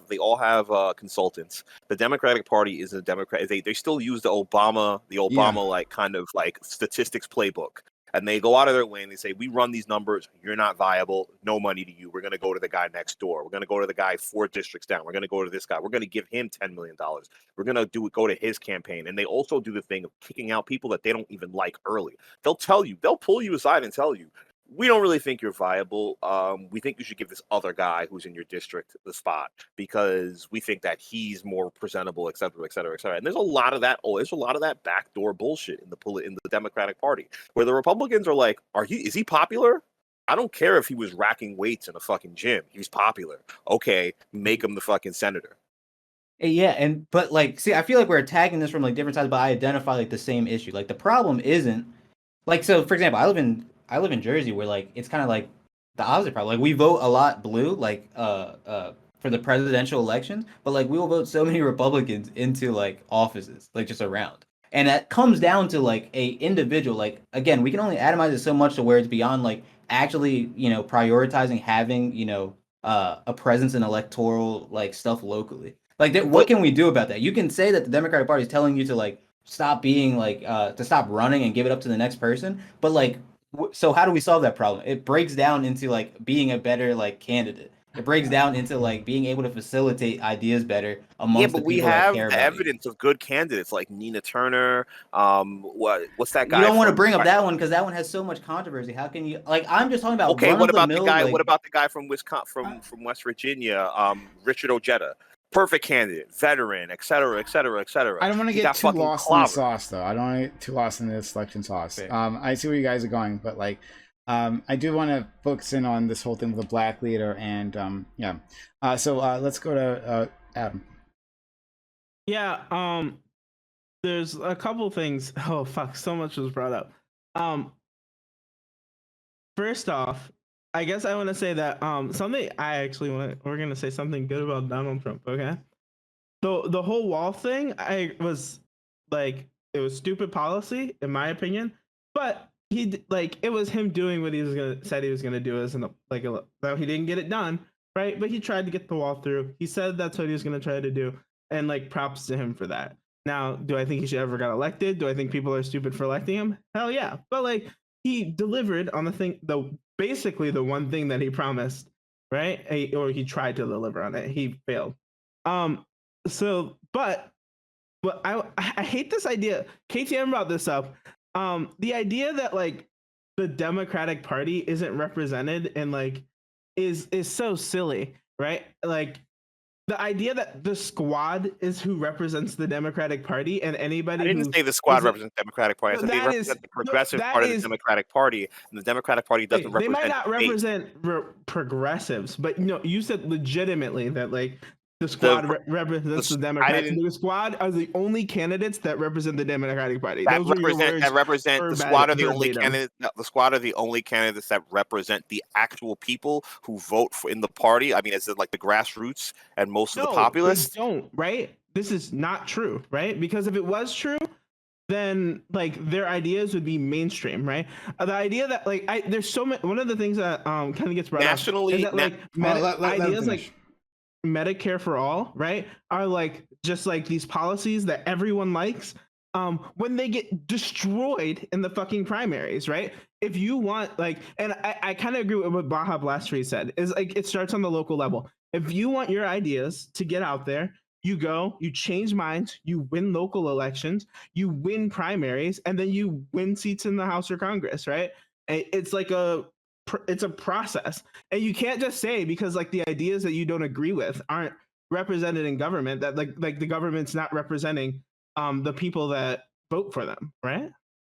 Well, think about it like this. Nationally, most of the people in the squad nationally, if you poll them for Democrats, they're more popular than most of the other Democrats that are in the Democratic Party.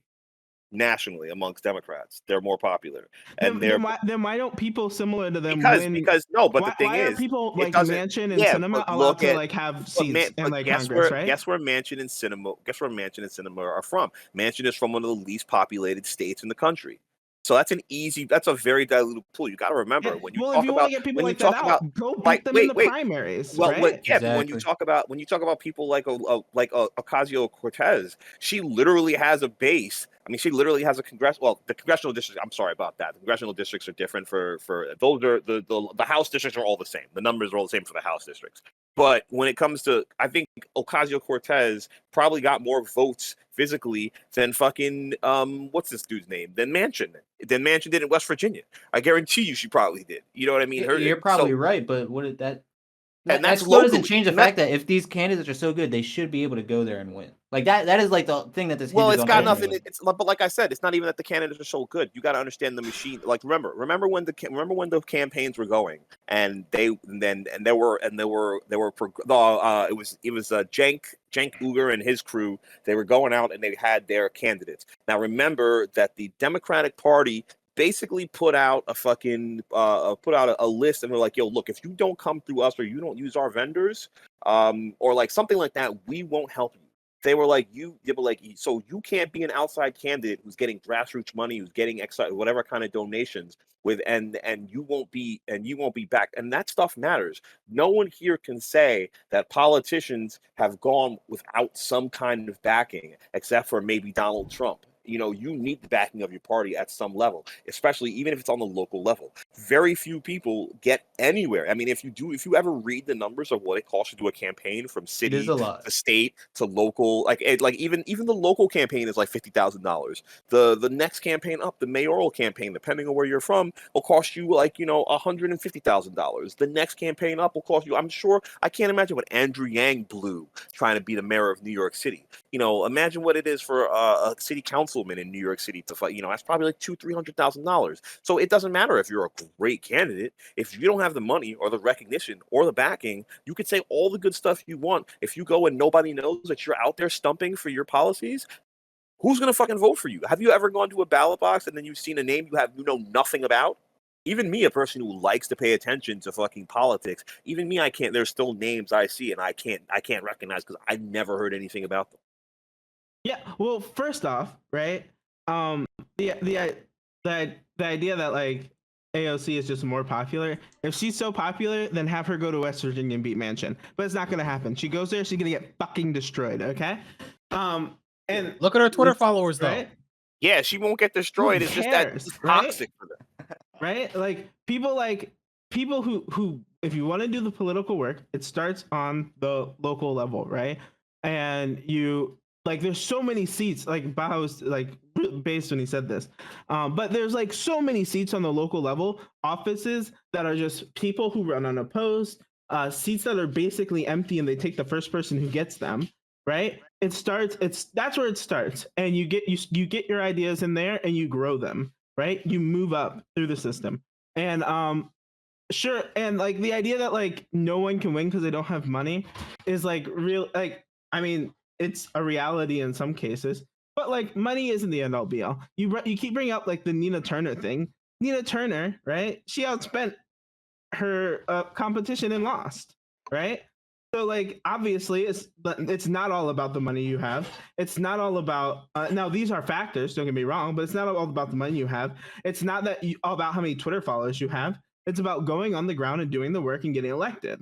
And to piggyback off of that, I'm not even talking like about all these highfalutin, like you're trying to be the governor, you're trying to be like a senator or anything. Like this, I think honestly one of the big problems with progressives is that they think like this has to be done before like they fucking die. Like they are so like scared of being old and dying before their dreams like come to fruition. This kind of change takes like a long time. Like it just does. Like there's no way around it. There's no way to like say like, oh, I need more money to do this. Like if you need to change minds, it's going to take a lot of work. It's going to take a lot of sacrifice. There is a way that AOC could win fucking West Virginia. There's a way that progressives could win like so many fucking Midwest states. What it takes is people to fucking move there and live there. Now, there might be other circumstances that stop people from doing that, like job security and whatnot. But like to say that it is impossible is kind of like making it seem like there is no like individual action anyone can take to like get elected, have some kind of say in their local scene that will translate to higher up like movement throughout the party. Like it doesn't all have to be like I am running for like $10 million to like be the next senator. It just has to be running for your shit that's open.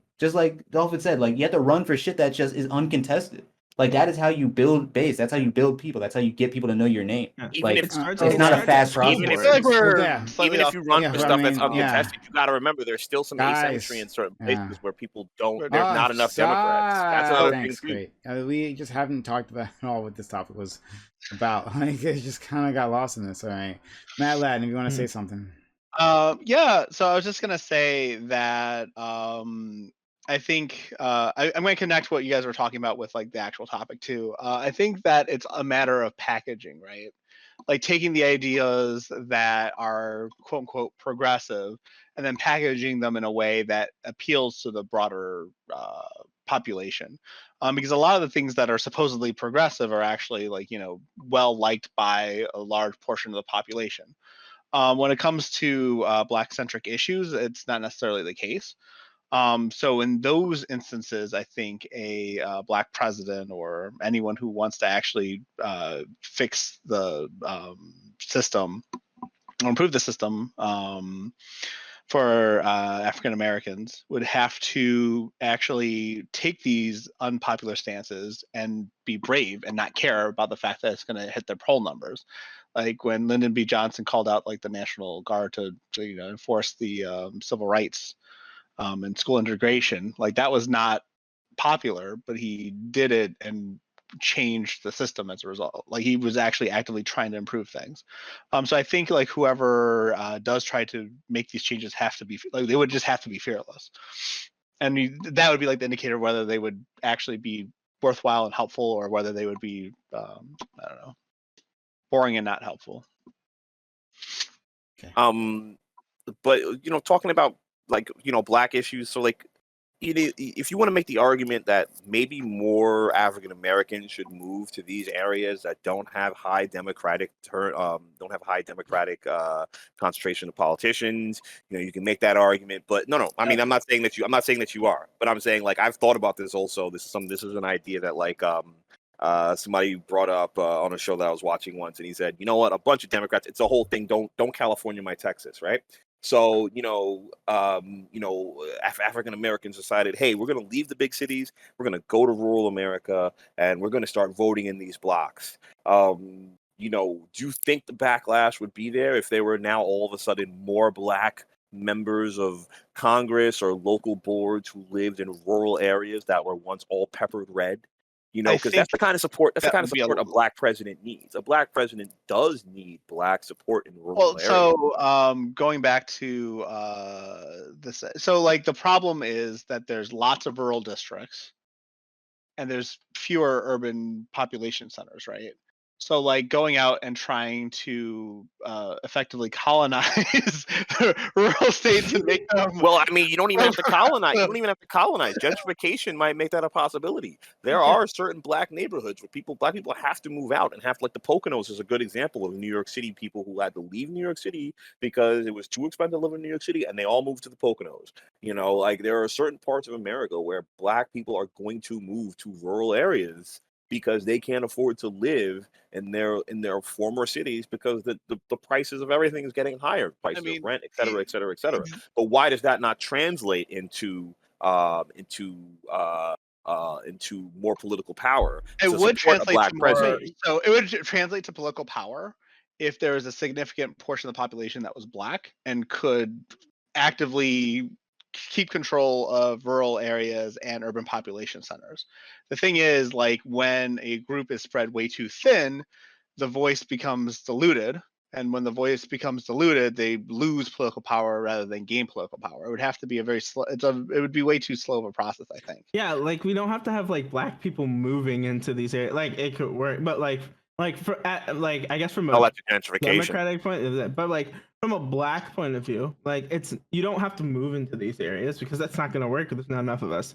So we have to do, and like people hate when I say this, you have to go make white friends, right? And you have to go get these people on your side, and you have to have them you have to convince them to advocate for your issues because as a minority, unfortunately, that's how you get your issues heard.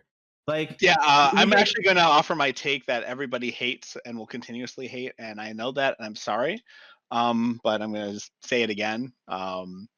There needs to be a way of talking about systemic racism in a way that doesn't scare the rest of the population.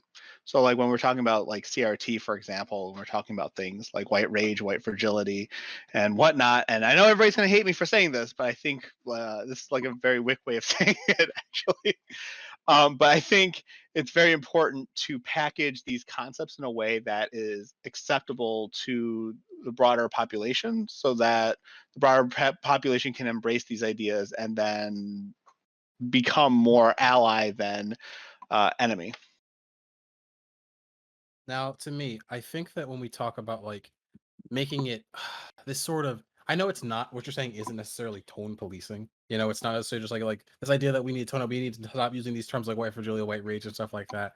But like, I don't really know how else we can do that without being more vague, right? I don't want to be vague. I think that it's good to be direct and just say what something is. I know Well, you that the could left say has these like, sort of slogans that I know these left the left. I'm sorry. I know the left has these sorts of slogans that, you know, like abolish the police or defund the police, or like certain things where, or like even believe all women, certain things where you just hear on their face, it sounds a lot less reasonable than the actual nuanced take it usually tends to be, right? like defund the And like police, for that, example, which was like not right, actually defund the police, but please fund all these other things that police forces are doing, and right. everybody And defund that's the called police. that's called a shit slogan. Frankly, that's just Right. called a bad Yeah. slogan. If you have to explain it, it's just a bad slogan. And so, like, I mean, I when we think talk about things, this is going to be really stupid. And Let's it's see. already- Let's finish this point. See. oh, yeah, when we talk about things like white fragility and white rage and all that stuff, I do think that these things are direct enough, right? That I think they make a lot more sense than something like defund the police. I think that those are the points where you know exactly what you're getting at. Well, something else, but so that you don't seem so, I don't know, condescending. White If you can think of better terms White for what we're fragility talking and about, white privilege. Is that what you said? majority. I mean, I would just say I- oh, majority white rage. privilege White and rage, majority white rage, maybe, but white fragility. I mean, if you're like, what's the point of the is, like, slogan? Hold on, let me finish it. What's the point of the slogan? Is the point to get people to support a position, right, or a set of policy positions? If that's the case, then I think white fragility fails that, because you know white people are like, oh, I'm not fucking fragile, right? Like you call them fucking fragile. Yeah. If it's to get across a set of experiences to an audience that have already felt those things, right? So if you're talking about speaking to black people, talking about white fragility, then yeah, then it's successful, because we're like, oh, okay, we've seen this happen, right? So I think you have to look at it in two different lenses. But yeah, go ahead, Malad. Yeah, I mean, I was just gonna say, like, a lot of these terms, like white rage, white fragility, is addressing a phenomenon that could really be called like majority fragility or majority rage. Like, I know African Americans who are apologists for who are actually engaging in white fragility, right?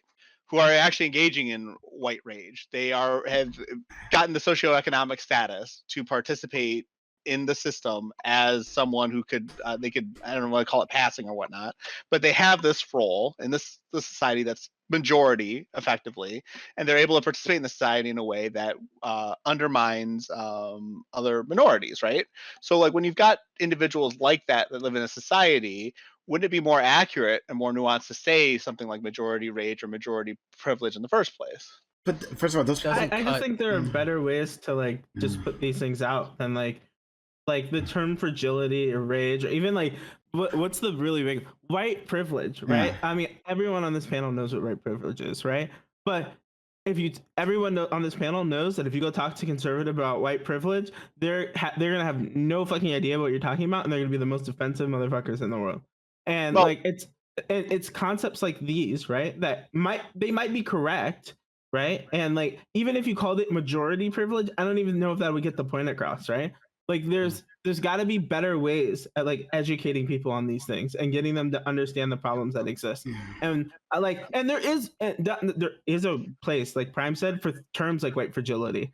They're really good at galvanizing like like current people who like empathize with that already into action. But when we're talking about electoral politics and we're trying to get people elected and we're trying to change minds, we're trying to like get policy passed, unfortunately a minority group can't do that by themselves. So we need to like extend a hand extend a hand to the white people out there, and like maybe approach things in a way that's a little bit more like friendly, I guess. But and without like Signatural says, it's a very good concern that we don't want to dilute the message. We don't want to pretend like it's something it's not. But there's definitely we're definitely not at the point where we need to pretend that it's something it's not to make the message more accessible. So, okay. Signatural, go ahead. I mean, I think that we largely do that. We already kind of do pretend that it's something else when it's not. Like when we're talking about like, you know, what remember the term like economic anxiety and stuff like that. Like they throw around these sorts of terms like, and they say everything except race, right? Like except just saying what this is. Okay. As like a white person, you feel anxious because there's a lot of brown people that are in your media. There's a lot of women that are in your media. There's a lot of queer people that are in your media, and it's they're not like you. It's different. You didn't grow up with this, and you don't like it. Okay, like there are just very specific words like that, like you could say about like toxic masculinity, right? White privilege, white rage, you know, this sorts of things. They cut right into the heart of what you're feeling, and it's the truth, and that's why a lot of people don't like to hear it, right? Because it literally just is that. Okay, and you can feel personally attacked by it, but I think that's what makes those things take hold in our public consciousness. You know, like I don't think majority anxiety or even like what was it, cultural something. Somebody posted something in chat. Cultural discomfort. These sorts of things make you sound like you're some sort of grade school teacher, you know, trying to tiptoe around a screaming child, right? Instead of just being like, you know, I get it, dude. You're wondering why there's a black woman that's let the lead in your new AAA video game that's a sequel to the game you really liked. Okay, you just don't like it. Yeah, so like I agree with you, Sig. I actually do agree with you that like the more divisive phrasing or like the more attacking almost phrasing is going to get a lot more traction. So like when I forgot his name. Kaepernick was like doing the kneeling thing that drew like way more attention to the issue than anything else, right? So I think there's like this need for like I guess activism, like so activists I think can use whatever language they want to get the point across and create discourse. I think that's important. Here, But I also wait, think that folks who are in charge of policy need to be able to come up with a muted version to actually pass, because like there are city councils who actually defunded the police instead of funding all the other things that were supposed to be funded by defund the police, and it caused a whole clusterfuck, and now they're refunding the police, it turns out. here's the thing though, I think it's once again it's an issue of asymmetric warfare or whatever, because like think about this. When it comes to how people speak about African Americans, people of color, LGBT, there is no like coddling of the speech. There is no like you're triggered. You know what I mean? Like there's no soft landing for when they talk about black people. There's no soft landing when they talk about gays. There's no soft landing when they talk about it's just wait, oh well, you can't take it? Oh well, you can't you don't like, oh, are you a snowflake? Oh, or you oh no, this is objective reality. This is just what it is. This is, et cetera, et cetera. So for me to say, oh well, I can't just say the thing that is what it is to you, for us, I guess microaggressions. Now, for the first time, white people are now feeling what a microaggression is. Think about it like that. When you say something like, "Hey, white guy," blah blah blah blah blah blah blah, and they're like, it's like they're about to hit him with a baseball bat, and they're like, "Oh, I see the hit coming. I don't really know what to say," And now when people say, "Oh, microaggressions," blah blah blah, black people are so mad about microaggressions. It's like, okay, well, this is what was going on for X amount of years, and now when I have a microaggression for you, which isn't even a microaggression, it's my soft landing. Now you've got your panties in a fucking bunch. You know what I mean? And it's one of these things where once again we're talking about asymmetric fucking warfare, and it's like I don't want to call it warfare, but it is what it is, because I always go back to the fucking Lee Atwater quote where he's like, we don't have to say nigger nigger nigger. Now we can just say school busing or all these other terms that he uses. Yeah, states' rights and all that shit. When those are fucking direct, when those aren't soft landings. Those are just I don't have to say nigger. I'm just gonna have to say this. I want to bring up something. Like when you talk about like this, every time like Wick brings this up, right? Changing people's mind or getting people to come on your side, right? If the person you're speaking to doesn't believe or doesn't agree with the fundamental premise or whatever phrase or like idea you're going over, no amount of soft landing, no amount of baby talk is going to convince them, right? And you can break it down to its basic form facts. And if they just don't believe that, say when it comes to like defund the police, right? Like a lot of these like conservatives don't believe that black people are being affected in any sort of disproportionate way by police, right? They don't even believe in that fundamental basis. So no matter how you break that down, how much you change it, and how you bring it to that fundamental point, once you get to that point and you bring that up, like they flat out disagree and like they will go no further with it, right? So that's why people like groups get to this point where they just use these phrases and terms together. But there's but you lose people like before you even get to have that discussion with them, right? When you say things like defund or even more extreme, abolish the police, and then you walk up to them and try to have the nuanced conversation about what abolish the police means, right? I agree. Abolish the You're police. starting on the back foot already, right? But that's just one example, right? I don't even like again, like not only many people on this yeah, panel and like, even believe it's a it. little bit more of an This is extreme example, but it's like it's relevant in all of the examples, right? No, it's when not. you start This- off, No, I actually agree with no, Adam here. when you Like, when you no. start off walking up to a white person saying, "Oh, you're experiencing like white fragility right now," right? You've already lost them before you even get to explain the concept, right? I I mean, And I would love to do that, right? There are going to be people who disagree with you regardless, right? But the point is to bring the people who aren't going to disagree with you regardless to your side. And if you're starting with language that's just going to push them away before you even get to have conversations with them, then like you're losing the game. No, There's definitely people who lean to the right who would actually take up our causes if given like the correct language, basically. oh my god! Like I actually hold on. I can think of an example that actually can like tear this apart a little bit, and it's just like when you hear the term critical race theory, it sounds like the most boring college course of all time. Okay, I'm a black person, it doesn't sound like even something I would want to hear about, right? But like Republicans and conservatives in like the United States have turned it into like the biggest boogeyman fucking ever. Okay, despite it being this boring thing that uses no like flashy, no eye-catching language whatsoever, and they just on its face turned it into this insane thing, right? And it's the most milquetoast shit you could fucking like teach in high school. You could teach it in college. My mistake. Oh, gee. And, like just like I don't know. That seems like one of those examples where it's like it doesn't matter how fluffy or nice you try to be about your things, or academic or dry. It's just these things they just like they turn into boogeymen anyway because the base doesn't know anything any better. I mean, about and it. that's true. Like there's always gonna be like pushback and like an attempt at making something that is completely safe chaotic and seem destructive, etc. Right? So I agree there's always going to be pushback, but the point is that we're fighting for the minds of these people that are caught in the middle and don't know where to turn.